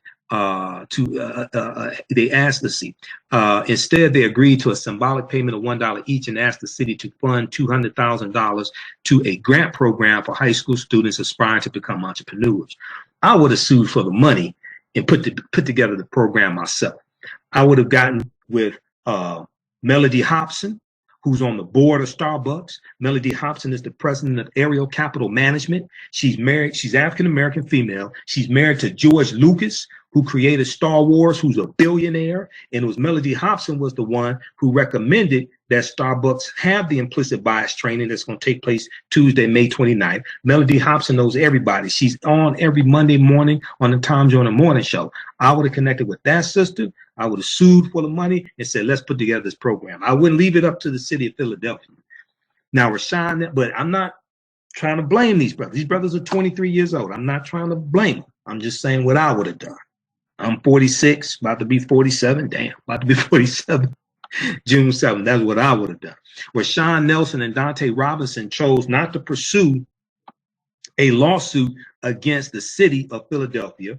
Mike Dunn, a spokesman for the city of Philadelphia, told the Washington Post. Instead, they agreed to a symbolic payment of $1 each, asked the city to fund $200,000 for a grant program for high school students aspiring to become entrepreneurs. See, I would have sued them because they were falsely arrested. Then the chief of police came out and justified their arrest. Then Richard Ross, the police commissioner, he had to backtrack that.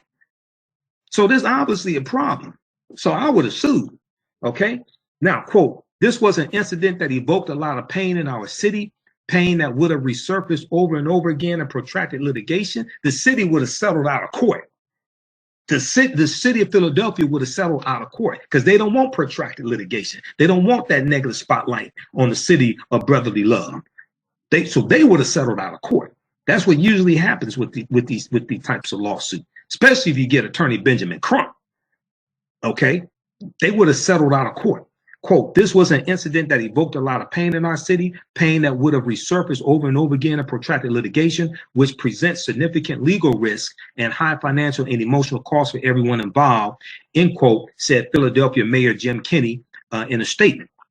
Now, Rashawn Nelson and Dante Robinson appeared on Good Morning America Thursday morning to talk about the settlement and their goals for the grant and Starbucks moving forward. That was this morning. They were on Good Morning America. Robinson said he and Nelson would take part in the company's racial bias training and work with former Attorney General Eric Holder, who is involved in shaping the Tuesday, May 29th curriculum and other long-term initiatives. That's all fine and dandy, but I would have sued, okay? Because when the city just has to pay $1 to each of you, what penalty is it in there for the city? See, they can't sue the police department. They sue the city because the police department operates under the city of Philadelphia. So no, you ain't getting off for $1 and a promise, or $2 and a promise. No, homie, don't play that. So Robinson said they aim to focus the program on quote unquote our communities, our underserved communities, quote unquote, and the entrepreneurship grant would also go toward financial literacy training. That's all good. I'm not beating them up on that. They want to do something for other people. They're not in it for a payday, apparently. Now, from my understanding, they have not settled with Starbucks yet. They have not settled with Starbucks yet. This is with the city of Philadelphia. No, now, Stuart Coyne, Nelson and Robinson's attorney, noted that the $200,000 grant was set to last 1 year. Set to last 1 year. What happened? Okay. Nelson, who hoped the program will continue generation after hope. You should secure funding up front. See, this is why I would have sued. I would have sued and funded that. Okay. It's funded for 1 year. All right. Okay. All right. So the most important thing is the foundation. The most important thing is the foundation. Okay. And let me see how we're on time here. Okay. We got 15 minutes left here on Crowdcast. We're going to start a new broadcast on Facebook. The most important thing is the foundation, Nelson told Robin Roberts on Good Morning America. The fact that we have a seat at the table to work on reforms, being included in the racial bias training, leading forward. And hopefully other companies take what Starbucks is putting into perspective and follow, okay? And by the way, I'm still ain't buying a damn thing for Starbucks, so the protest continues. Now, Stuart Coyne said that Starbucks chief executive Kevin Johnson has also offered to, quote unquote, personally mentor Nelson and Robinson and continue to build a relationship with them because he's already met with them. Robinson also told Starbucks, it said Starbucks would help him and Nelson take courses to complete their bachelor's degree.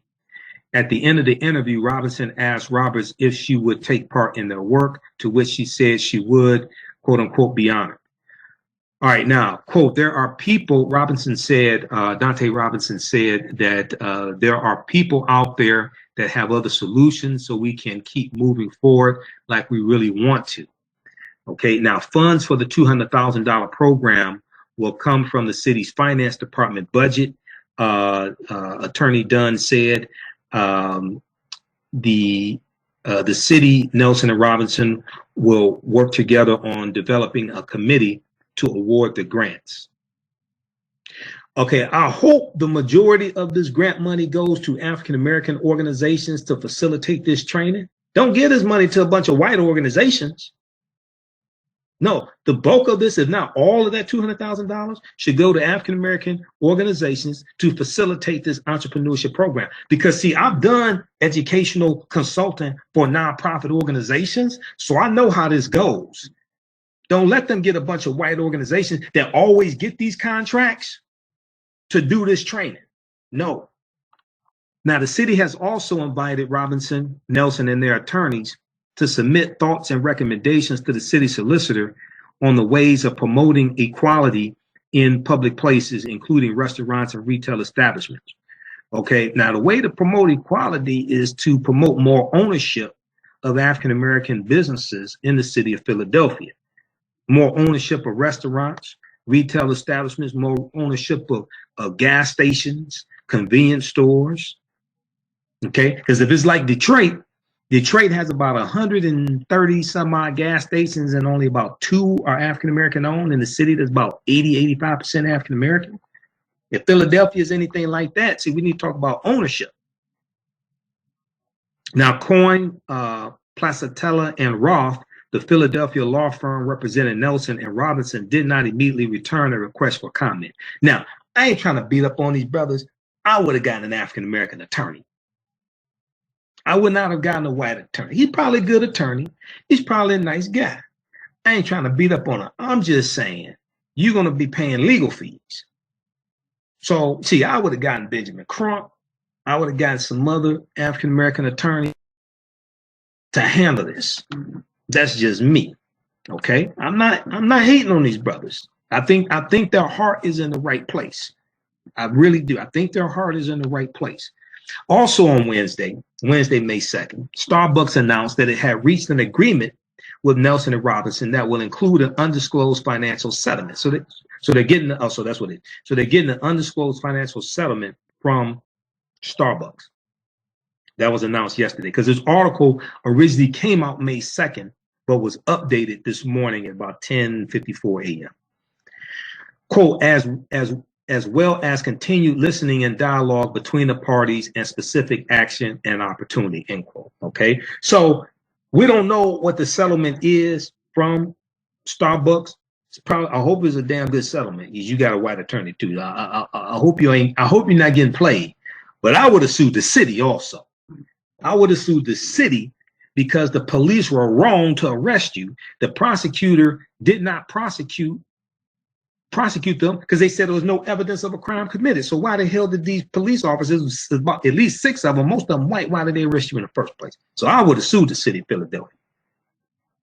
Starbucks chief executive Kevin Johnson said he welcomed the chance to begin a relationship with Nelson and Robinson. Quote, Starbucks will continue to take actions that stem from this incident to repair and reaffirm our values and vision for the kind of company we want to be, Johnson said in a statement. Okay, I'm still boycotting. I ain't buying no Starbucks.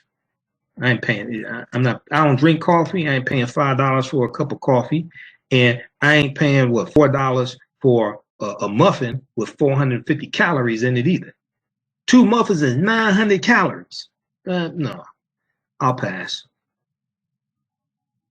If you're gonna buy coffee, redirect our dollars to African American owned establishments. Okay, so a company news release said more details, quote, will be provided in a mutually agreed public statement. All right. So we'll post this article here on the thread of the broadcast on Facebook. Name of this article from Washington Post. Good article from Washington Post. 2 black men arrested at Starbucks settled with Philadelphia for $1 each. Okay. Now they may have gotten a good settlement. It's an underclosed settlement with Starbucks. If it was for $1 each from Starbucks, they could probably tell you what the settlement is. So chances are they probably got a good settlement from Starbucks, but I would have sued the city of Philadelphia. Settling with Starbucks doesn't have anything to do with the city of Philadelphia. Okay.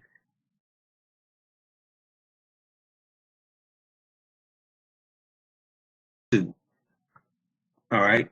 And then you can take that money that you get from the lawsuit, Melody Hobson, who's African-American female on the board of directors, get with Rosalind Brewer, who was she's African-American, former president and CEO of Sam's Club. She's African-American, Rosalind Brewer. In September of 2017, she was named Chief Operating Officer of Starbucks. Get with those 2 sisters because they know everybody, and then they could put together this program for you. You know, you can get people to put together this program for you. I would not leave it up. I would not leave it up to the city of Philadelphia to put together this program. Okay. Can y'all still hear me on Facebook?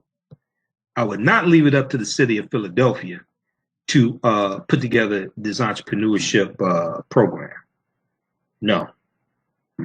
And then you got a commitment for funding for 1 year.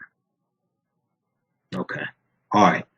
And see, I'm somebody who's taught entrepreneurship, right? I've taught entrepreneurship for nonprofit organizations. I taught at the community college level. So, no, I ain't going for that. All right. So let's continue here. And we're going to stop broadcasting on Facebook in about 7 minutes. We only broadcast for 2 hours, so I got to start up another broadcast. So you watching on Facebook, follow us on our fan page, The African History Network. Click on the follow option on the Facebook Live broadcast so you get notifications when we're on live. And then we'll be back shortly so you can watch the rest of the broadcast also. Okay. All right. So if you're just tuning in, hey, this is the African History Network show. I'm your host, Brother Michael Imhotep, founder of the African History Network. I'm a talk show host, researcher, lecturer, and writer. And you can also listen on Blog Talk Radio. We're broadcasting on Blog Talk Radio, blogtalkradio.com/the African History Network show, blogtalkradio.com/the African History Network show. We'll post the information here on the thread, how you can listen. You can call in and listen by phone, 914-338-1375, 914-338-1375 is the call-in number as well. Okay. All right. So let's post this here. Let's go to the next topic here. Let's go to the topic of Camille Cosby. All right. So Camille Cosby has released a statement through Bill Cosby's spokesperson, okay, Andrew Wyatt.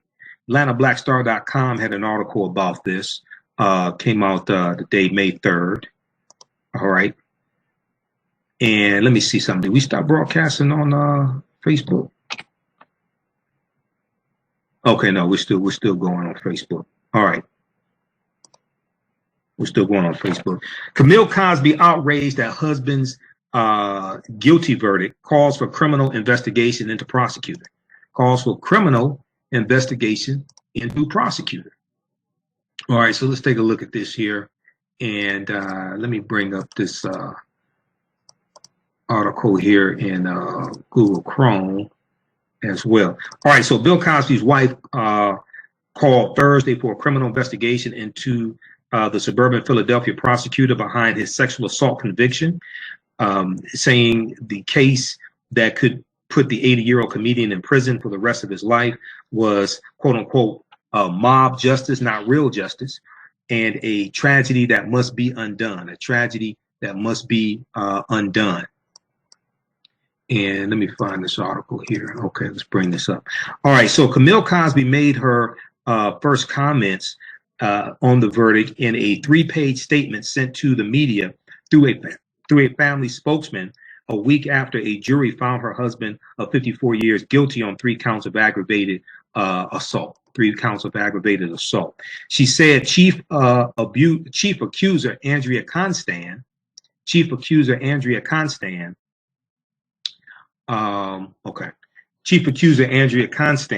was a liar whose testimony about being drugged and molested at Cosby's home in January 2004 was riddled with innumerable dishonest contradictions. Okay, riddled with innumerable contradictions. She echoed Cosby's lawyers. She echoed Cosby's lawyers who contended that Andrea Constand framed him to score a big payday. Now, Andrea Constand's lawyer bristled at the statement and asked, quote, why would any reputable outlet publish that, end quote. 12 honorable jurors, peers of Cosby, have spoken. Lawyer Dolores Chouani said, quote, there is nothing else that needs to be said. So the article goes on to say Andrea Constand said in the tweet last week that, quote unquote, truth prevails. Now, Camille Cosby compared to dozens of other women who've accused her a, quote unquote, lynch mob spurred on by the media's, quote, frenzied, relentless demonization, end quote, of him. She compared his treatment to that of Emmett Till, the black teenager, he was 14 years old, the black teenager who was kidnapped and murdered after witnesses said he whistled at a white woman in a Mississippi grocery store in 1955. Andrea, that was August 28th. Well, it was August 28th, 1955. He was killed. That was in Money, Mississippi. So Andrea Constand is white. Now, Camille Cosby said her husband's prosecution was politically motivated, repeating his team's contention that he had been a pawn in a heated race for district attorney. Okay, a heated race for district attorney. Montgomery County District Attorney Kevin Steele attacked opponent Bruce Castor in campaign ads over his decision not to charge Bill Cosby in 2005 and announced Bill Cosby's arrest a month after winning the November 2015 election. So in that race for district attorney, prosecuting Bill Cosby was a point that the district attorney who won, he made that a campaign promise to prosecute Bill Cosby. Okay, it was a political issue. Okay, just a second here. I got to monitor this on Crowdcast because we would run out of time. We got about 5 minutes to, okay, a couple minutes left. Okay, so those on Facebook, this broadcast is about to end, and a new broadcast is going to start up. So just stand by on Facebook. Blog Talk, you don't have to go anywhere. We're still broadcasting on Blog Talk Radio. All right, and those on Facebook, you can listen to us on Blog Talk Radio. Call in 914-338-1375. 914-338-1375 is the call-in number. And you can listen by phone also or on the internet. We're going to post a link here to listen on Blog Talk Radio. So I know some people can't continue to listen on Facebook Live. Used up a lot of data, etc. All right. And we'll continue this with Camille Cosby. This is an article from AtlantaBlackStar.com. Camille Cosby outraged that husband's guilty verdict calls for criminal investigation into prosecutor. Okay. So we'll be back on Facebook. We'll be back on Facebook here in a few minutes. Those on Blog Talk Radio, stand by. Listen to the African History Network show. I'm your host. Hey, if you want to History Network at info@African History Network. All right, so hey, we're back on Facebook. We're still broadcasting on Blog Talk Radio. Hey, this is we're here for part 2. Hey, this is Michael Imhotep, founder of the African History Network, host of the African History Network show. We're here for part 2. This is the African History Network show, Thursday, May 3rd, 2018. This is part 2. You can watch part 1 right here on Blog Talk Radio. Right here on Facebook, our Facebook fan page, The African History Network. So we talked about Kanye West. We talked about him using a fake quote associated with Harriet Tubman. Okay, I freed 1,000 slaves. I could have freed 1,000 more if they had only known that they were slaves. There's no primary source for that quote. We dealt with that. Watch the first broadcast. Follow us on our fan page, The African History Network, The African History Network. Okay, and we're going to post the information here on the thread and continue here. We were talking about Camille Cosby's statement. She released a statement today through family publicist condemning the conviction of her husband of 54 years, Bill Cosby. She said that the conviction of him was mob justice, not real justice, and a tragedy that must be undone. Mob justice, not real justice, and a tragedy that must be undone. Okay, so everybody share this broadcast on your Facebook page. Invite your friends to tune in. Also, you can also listen on Blog Talk Radio, blogtalkradio.com, or you can call in and listen by phone, 914-338-1375. 914-338-1375, and also blogtalkradio.com/The African History Network show, because we're broadcasting live on Blog Talk Radio. The audio podcast will be available on Blog Talk Radio shortly after we finish. We posted the link there to listen on Blog Talk also. So let's go back to this article from AtlantaBlackStar.com dealing with Camille Cosby, okay? And also, as I stated, has revoked Bill Cosby's honorary degree they gave him.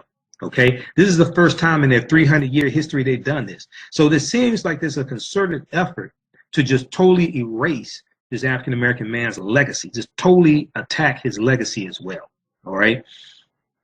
So Camille Cosby compared the treatment of Bill Cosby to Emmett Till, the African-American teenager who was kidnapped and murdered after witnesses said he whistled at a white woman in the Mississippi grocery store in 1955. Camille Cosby said her husband's prosecution was politically motivated, repeating his team's contention that he had been a pawn in a heated race for district attorney. Montgomery County District Attorney Kevin Steele attacked opponent Bruce Castor in campaign ads over his decision not to charge Bill Cosby in 2005 and announced Bill Cosby's arrest a month after winning the November 2015 election. Okay, this was a political issue in the race for a district attorney. Now, Camille Cosby said that Montgomery County District Attorney Kevin Steele and his team were, quote, exploitive and corrupt, end quote, exploitive and corrupt. Okay, let's see, just a second here, this jumped around. They said they were exploitive and corrupt, and their primary purpose is to advance themselves professionally and economically at the expense of Mr. Cosby's life, she said. She went on to say, if they can do this to Mr. Cosby, they can do so to anyone. Now, Montgomery County District Attorney Kevin Steele's office did not immediately respond to a message-seeking comment. Camille Cosby, who's 74 years old, stayed away from both of her husband's trials except for the defense's closing arguments. Before the jury came in last week, she went to the defense table and put her arms around Bill Cosby, who was legally blind. They embraced, smiled, and chatted, and he gave her a peck on the cheek. When it was the prosecution's turn to argue, she left the courtroom and Andrea Constand entered. Now, Bill Cosby is on house arrest while awaiting sentencing that could put him in prison for the rest of his life. Now, also, a side note, legal experts don't expect for him to get the maximum 10 years per count. Some estimate he'll only do 5 years or less in prison. Now, Camille Cosby's statement comes as colleges around the country continue rescinding honorary degrees awarded to the comedian, and as the TV Academy said, it is reviewing his inclusion in its Hall of Fame. Colby College in Maine said Wednesday it was rescinding an honorary degree, while Yale University did the same thing on Tuesday. The Associated Press did not typically identify people who say they are victims of sexual assault unless they grant permission, as Andrea Constand has done. Okay, so if we look at the article from CNN, there's an article from CNN dealing with Yale University. Okay, we're going to go to that in just a minute. How's everybody doing on Facebook? This is part 2 of the broadcast. And we talked some in part 1. We talked about Kanye West. We talked about his comments about Harriet Tubman. We talked about why his comments about slavery were wrong. I did a broadcast on Tuesday, hour and 28 minutes. You can watch it here on our Facebook fan page, the African History Network. Click on videos. Be sure to follow us on the African History Network.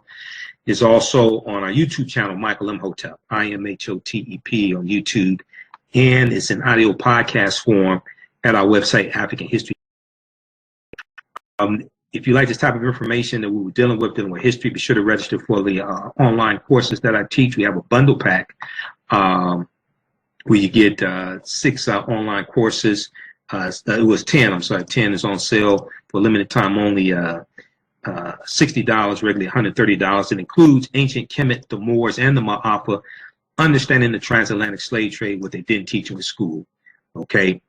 Ancient Kemet, the Moors, and the Ma'afa, understanding the transatlantic slave trade, what they didn't teach you in school. And that's a 14-hour, 7-session online course, and we deal with thousands of years of history, we do a PowerPoint presentation, have book references, video clips, etc. Okay, so there was an article from CNN.com today. Yale University. Yale revokes Bill Cosby's honorary degree, something the college has never done in its 300-year history. And, you know, this is just something very strange. Yeah, because are we to believe that Yale University has never given an honorary degree for somebody who's been committed of a crime, or somebody who's been committed of somebody who's committed sexual assault, or even been convicted of sexual assault? Okay, so this is just very peculiar. It just seems like there is a concerted effort to erase the legacy of Bill Cosby, regardless of whether or what you think he did. It just seems like a concerted effort to erase his legacy. So let's pull up this article here. I want to pull up in Google Chrome. Just a minute here. Trying to pull this up. Okay. And the article from AtlantaBlackStar.com I just talked about is called Camille Cosby outraged at husband's guilty verdict, calls for criminal investigation into prosecutor. All right. So let's pull this one up from Google Chrome. I mean, in Google Chrome, from CNN.com. And this is from May 2nd. This is from CNN.com. Okay, we're waiting for this to come up. All right, so let's look at some of your comments here on Facebook. We got Sarah, we've got James, Arlene, how you all doing? Farland said, Kanye right, Democrats don't help black people. We need to make a new party. You should study policy.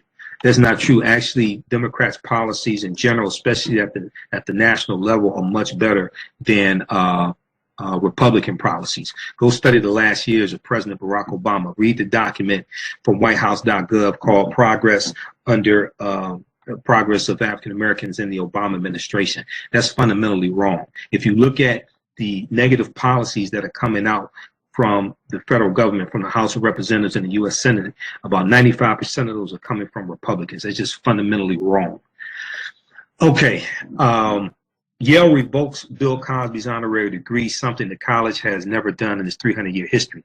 Now, there's a lot to criticize Democrats for, but there's a lot more to criticize Republicans for. All right.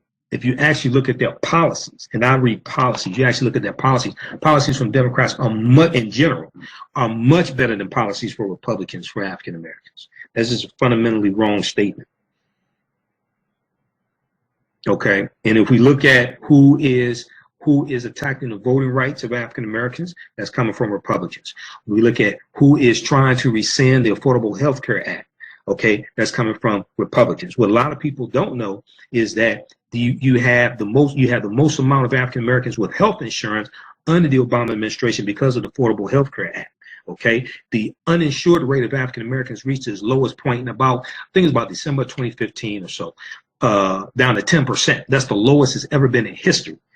That also yielded the longest average life expectancy for African Americans at 72 years. That's because that's directly tied to the Affordable Health Care Act. We know the number one reason why people file bankruptcy is because of medical bills. Okay, so when you can get affordable health insurance, this reduces the need for you to file for bankruptcy.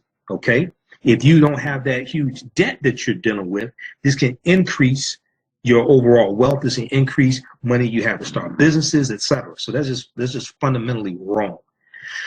Yale has revoked, and also we know that under President Obama, December 2015, if you actually read, see, I read reports, I read studies. I'm not somebody just sit up here and talks. When you see my Facebook Live broadcast, you see me citing sources, so you can go research this information for yourself. I do a lot of research on a daily basis. Okay. So if you look at the December 2015 Department of Justice report, it talks about how the U.S. prison population dropped to its lowest point in 20 years. That's under President Obama, not Trump. It dropped down to 1.53 million from a peak of 2.3 million. It dropped 800,000. That's not because of policies from Republicans. That's not because of policies from Republicans. So we need to be very clear on this. This is why you need to read policies. Don't get caught up on political parties or personalities. You need to deal with the policies and where these policies are coming from. So when you actually study the policies, you see that Democrats in general have policies that are better for African Americans. Now, there's some exceptions to the rules. I have some criticisms of some Democrats, like the mayor here in Detroit. This white man from Livonia, Mike Duggan, who claims to be a Democrat.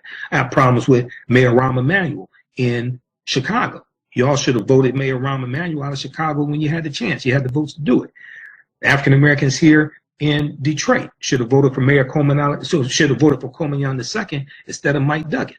Okay, but too many of them didn't come out and vote. They were brain damaged, and a lot of people think that election was stolen also here. No, the first one was stolen. But still, there should be more opposition to Duggan here in Detroit. So let's continue. So Yale University has revoked the honorary degree it granted to comedian Bill Cosby, a first in the history of the college. College has been around for 300 years. This is the first time they revoked the honorary degree. The school's board of trustees voted to rescind the degree it awarded Cosby in 2003. Quote, the decision is based on a court record providing clear and convincing evidence of conduct that violates fundamental standards of decency shared by all members of the Yale community, conduct that was unknown to the board at the time the degree was awarded, end quote, the school said in a statement. So we're to believe in the 300-year history of Yale University, this is the first time you gave an honorary degree to somebody whose conduct did not violate whose conduct violated fundamental standards of decency shared by all members of the Yale community. Quote, the board took this decision following Mr. Cosby's criminal conviction. After he was afforded due process, Yale is committed to both the elimination of sexual misconduct and the adherence to due process. We affirm that commitment with our action today, end quote. Yale was founded in 1701. 1701, and this is the first time the school has taken such an action. Quote, we haven't previously rescinded an honorary degree, spokesman Thomas Conroy told CNN. It just so happens that this Ivy League school, where the overwhelming population in the history of the school has been white, it just so happens the first time they rescind an honorary degree for somebody who's been convicted of a crime just happens to be a black man. Cosby was found guilty of 3 counts, of aggravated indecent assault last week for drugging and sexually assaulting Andrea Constant at his home in the Philadelphia suburb in 2004. The 84-year-old comedian faces up 10 years. Before his fall from grace, Cosby was an in-demand commencement speaker and was awarded honorary degrees from dozens of colleges and universities. But the list of schools pulling those honors is growing. Just hours after his conviction, Carnegie Mellon University and Notre Dame University rescinded honorary degrees awarded to him in 2007 and 1990, respectively. Years before that, as the number of allegations of sexual misconduct by Cosby increased, Fordham, Marquette, Brown, the University of Pennsylvania, and others also revoked the honorary degree. So I hope they're going to go down the line and revoke honorary degrees from other people they've given them to who have been convicted of crimes, convicted of sexual assault. I hope they're going to go down the line. I hope they're not going to stop with Bill Cosby. The most significant action came from Temple. The Temple University Board of Trustees decided Friday to rescind the honorary degree it gave to Bill Cosby, one of its most famous alums and a former trustee. In the 3-sentence statement, the university said the decision was due to his conviction. Quote, in 1991, based on his career achievements, Temple awarded an honorary degree to William Cosby. The statement said, quote, yesterday, Dr. Cosby was found guilty by a jury of the felony of aggravated sexual assault. Today, the Temple University Board of Trustees has accepted the recommendation of the university to rescind the honorary degree. Cosby graduated from Temple and had been on the Board of Trustees for 32 years until he resigned in 2014 amid the accusations that he sexually assaulted dozens of women over the decades. Now, if his attorneys file an appeal and he wins this appeal, gets a new trial and is found not guilty, are they going to give him his honorary degrees back? Or are they going to give him his honorary degrees back? I'm just curious. I just find it very interesting that out of a 300 plus year history, 307-year history of Yale University, this is the first time they rescind an honorary degree. I just find that very interesting. Okay. All right, so let's go to the next story here. On Facebook, Vincent said, why didn't his defense team object to only having 2 African Americans on the jury? Phyllis said, my sentiments exactly. Well, we don't know. I don't know that they did not object to that. I don't know that they did not object to that. Renee said, InfoWars does not teach Black history, referring to Farland White. InfoWars is a conspiracy theory website. Okay, who's the troll? Let me know who the troll is. After I humiliate them, then I'll get rid of them. Woody said we have a troll. James said a lot of states did not accept the Affordable Health Care Act, Obamacare, like Florida. However, Ohio was about to go bankrupt, but they received the full extensions. Now, what some states did, like a lot of those southern states, okay, Farland said go to InfoWars. Farland doesn't even have a picture of himself up, so he's a troll. Okay, let's block that idiot. What a lot of states did, like Kentucky, right? So one of the red states, Kentucky, is not called the Affordable Health Care Act in Kentucky. It's called Kentucky Connect. And you have a lot of these white poor Republicans who vote for Mitch McConnell as U.S. Senator, who vote for Donald Trump. They love Kentucky Connect. They found out is the Affordable Health Care, which is Obamacare. They didn't know it was the same thing. Okay. All right. Let's go to this. I think this is the last story here. So you have this story. Washington Post had a story about this, and AtlantaBlackStar.com. Racists allegedly hacked voting system after 3 black teens lead semifinals in NASA tech competition. Okay. And this is a crazy story. Washington Post and AtlantaBlackStar.com both have articles about this.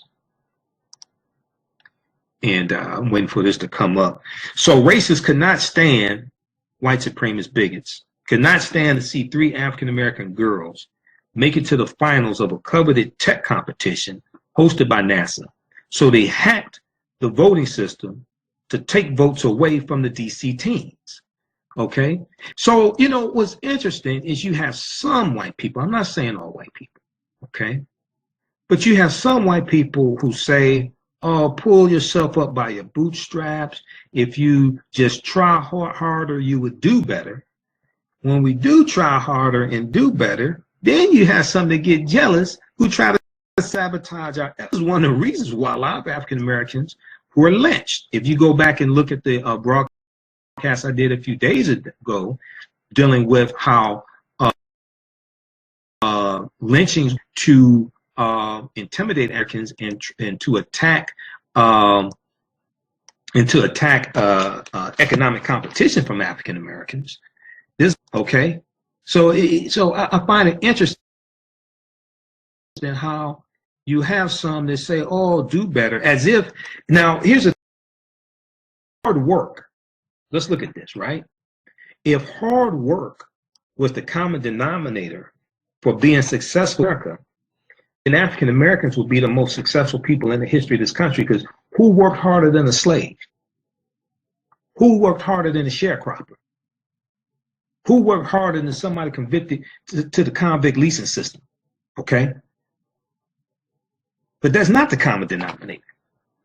If it was, we'd be the most successful people in the history of this country, and we would have wealth beyond measure, passed down from generation to generation. Okay, so let's see. I'm waiting for this article to come. Let's bring this article up here. Just a second. 3 black teens are finalists. Okay. Let's bring this up. 3 black teens are finalists, and AtlantaBlackStar.com has this article as well. These are 3 intelligence sisters. We posted the article at our fan page, The African History Network, The African History Network. Okay. Hey, those watching, I'll be on 9:10 a.m. the Superstation WFDF Friday morning, May 4th, 2018, 10:20 a.m. Eastern Standard Time, on Reverend David Alexander Bullock Show, Pastor David Alexander Bullock. We're going to talk about the presentation I'm doing in Detroit. On Sunday, May 6th at Nandy's Knowledge Cafe, dealing with the film Black Panther analysis, African culture, history, and Afrofuturism. Okay.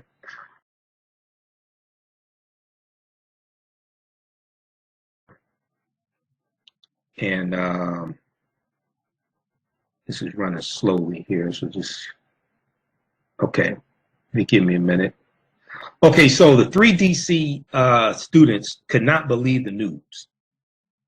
They had developed a method to purify lead-contaminated water in school drinking fountains, and NASA announced last month that they were finalists in the agency's prestigious high school competition, the only all-black female team to make it that far. The only all-black female team to make it that far.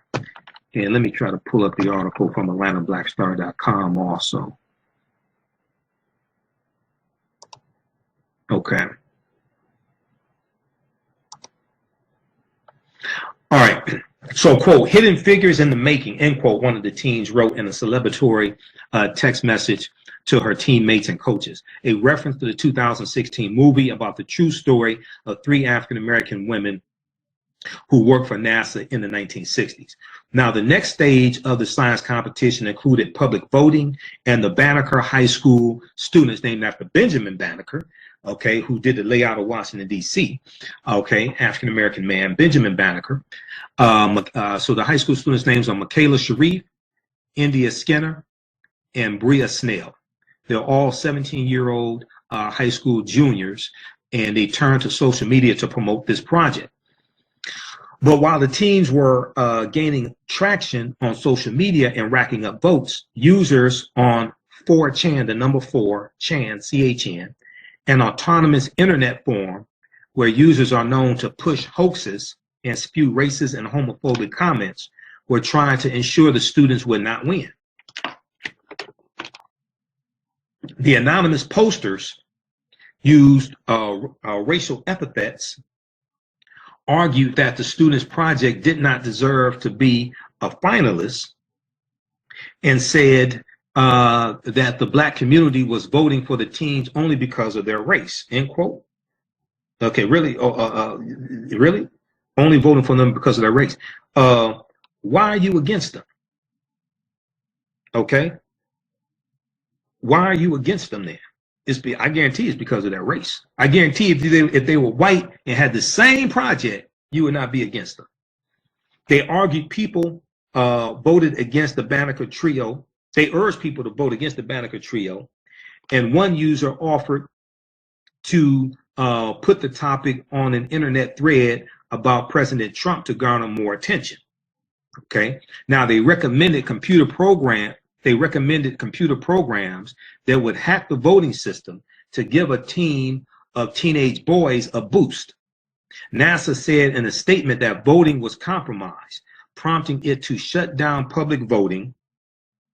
Okay, prompting it to shut down public voting earlier than expected. The Federal Space Agency said it encourages the use of social media to build support for projects, but wrote in a statement Tuesday that public voting was ended because people, quote, attempted to change the vote totals, end quote. Now, here you have 3 brilliant African-American sisters doing their thing, hashtag Black Girl Magic, doing their thing, and you have some white people who are jealous, trying to sabotage their efforts. Okay? And this has happened to African Americans throughout history. This is what the Lynching Museum in Montgomery, Alabama, this is one of the things it deals with, because African Americans were oftentimes lynched for having successful businesses, competing against African Americans, competing against white people, things like this. Okay? That doesn't mean that we should be discouraged today from having successful businesses and prospering. We persevered, okay, in spite of that nonsense. Okay, but there's a history behind this. Okay, there's a history behind this. Let me try to pull up this article from AtlantaBlackStar.com. Also, it's off their homepage. We'll continue. Let's go to some more of your comments.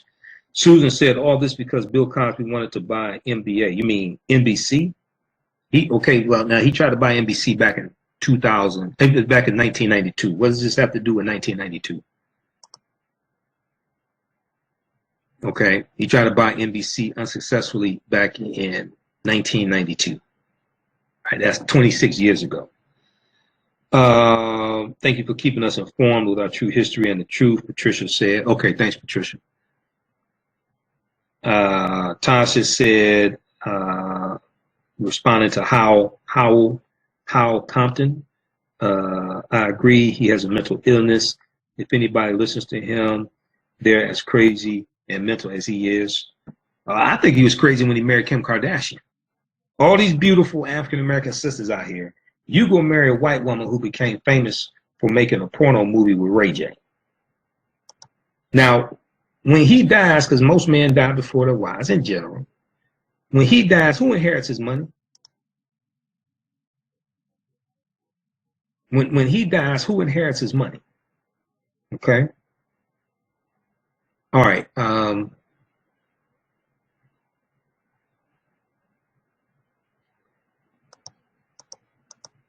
Okay, what happened to this on Google Chrome?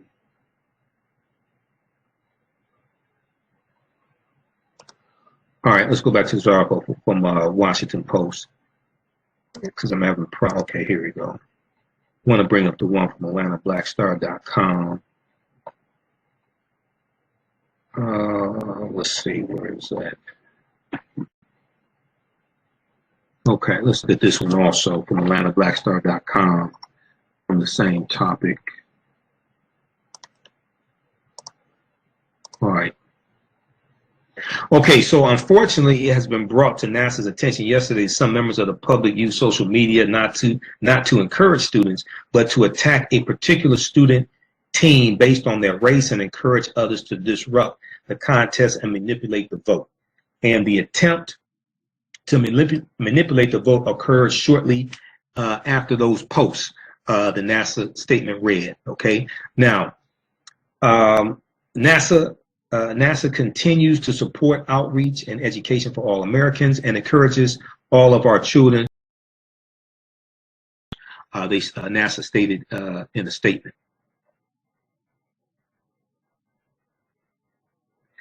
Okay, so let's continue here. So the federal agency named 8 finalists, including the Banneker Group, and said it will announce the winners this month. In addition to the public voting, judges assess the projects to determine the winners, who are invited to NASA's Goddard Space Flight Center in Greenbelt, Maryland, for 2 days of workshops, with the winning team receiving a $4,000 stipend to cover expenses. Sharif, Skinner, and Snell, the 3 African-American sisters, did not talk about the controversies tainting the voting, but said in interviews Tuesday that they are excited about the positive attention their project has received from classmates, the DC community, and even strangers on social media. Okay, prominent African-American activists and organizations, including one of the leaders of the Women's March, helped spread the word about the competition, saying that African-American women are underrepresented in science and that the public should help propel the Banneker students to the top of the competition. One of Sharif's tweets urging her followers to vote for the project was retweeted more than 2,000 times, and someone even set up an online fundraiser for college scholarships for the teens. In the STEM field, we are underrepresented, Sharif said, referring to the widely used acronym for the science, technology, engineering, and math field, STEM. It's important to be role models for a younger generation who want to be in the STEM field but do not think they can. Okay, the NASA competition called on students to find creative ways to use space technology in their everyday lives. The teens said they considered dozens of ideas but settled on a water purification system because they noticed some water fountains in their school could not be used because of potential lead contamination. Okay, so what they're doing is fantastic. The article from AtlantaBlackStar.com is called "Racists Allegedly Hack Voting System After 3 Black Teens Lead Semifinals in NASA Tech Competition." This is from May 3rd, 2018. From AtlantaBlackStar.com also. All right, so check out that article as well. All right. So I think that we got through everything. Okay, for now. Hey, I'm on Sunday nights, 9 p.m. to 11 p.m. Eastern Standard Time, the African History Network show. On 9:10 a.m. the Superstation, WFDF here in Detroit. So we broadcast on Facebook Live. You can listen to audio podcasts at AfricanHistoryNetwork.com.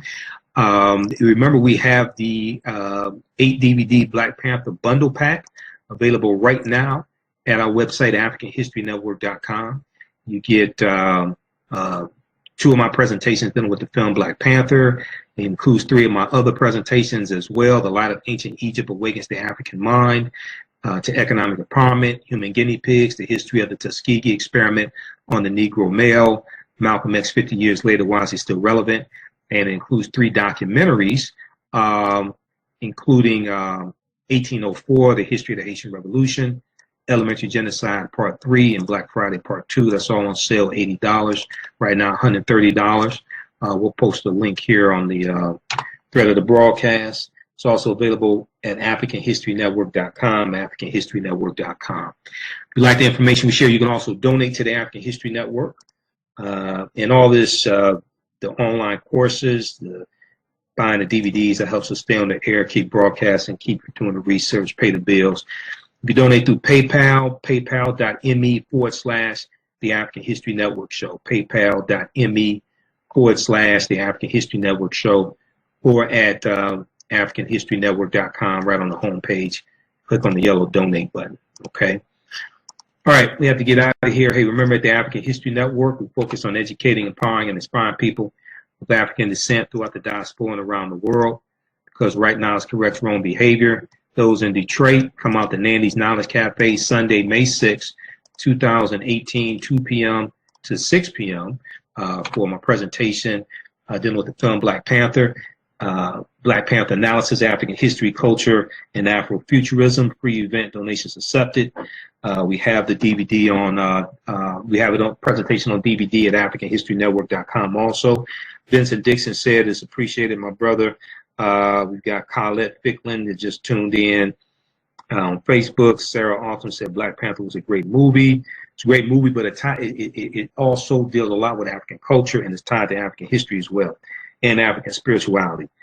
Stephanie White said, I voted for them. The sick descendants unfortunately exist, and we must continue to fight. She's talking about she voted for the 3 African-American sisters, a team from Banneker High School. They need more brains at NASA because they have exhausted theirs, said Stephanie. Great info, said T. Manson. Ruby, jealous of our children. Stephanie, Kanye has been microchipped. Okay. Ruby Alexander said, but Kanye said to love these same people that are full of jealousy and hate. Yeah, Kanye's confused. Like I said, he openly embraces Trump. Trump is anti-African American. Trump is implementing policies, and he has people surrounding him. He had people like Stephen K. Bannon, who it appears he's still in contact with. Stephen Miller, who's a white supremacist, who is helping craft policies. Jefferson Beauregard Sessions III, who's his attorney general, he's putting in place anti-African American policies. Kanye says nothing about these. He does denounce these, but he openly embraces Donald Trump, and he calls that free thinking. Okay, he calls that free thinking. I'll call it being a damn fool. I'll call it being a damn fool. That's not free thinking. Okay.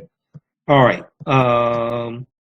Ruby Alexander, Detroit. Ruby, are you in Detroit? Okay. Sarah said Black Panther was a great film. Stephanie T. Mason, Stephanie Ruby. Kanye's only doing this for album sales, and we all know this. Willie. Well, I don't know if he's only doing this for album sales. Was him marrying Kim Kardashian for album sales? I don't know if he's only doing this for album sales. Now, I don't think this is going to increase album sales with African Americans. So is he doing this to increase album sales with white people? Maybe this will increase album sales with Donald Trump supporters for a minute. I don't think this is going to increase album sales with African Americans. This is creating a backlash against him. Okay. Sarah said, what was Kanye thinking? Maurice said, Kanye said, if it ain't snowing, he ain't going. Okay. Crystal said, I felt he was nuts for marrying her. Patricia said, thank you for keeping us informed with our true history and truth. All right. Look, we got to get out of here. Hey, remember, at the African History Network, we focus on educating, empowering, and inspiring people of African descent throughout the diaspora and around the world, because right now it's corrects wrong behavior. What you do for yourself, what you do to yourself, and what you allow other people to do to you and get away with is based upon what you think about yourself. Right now it's corrects wrong behavior. It's not over till we win. Wakanda forever. We'll talk to you next time. Peace.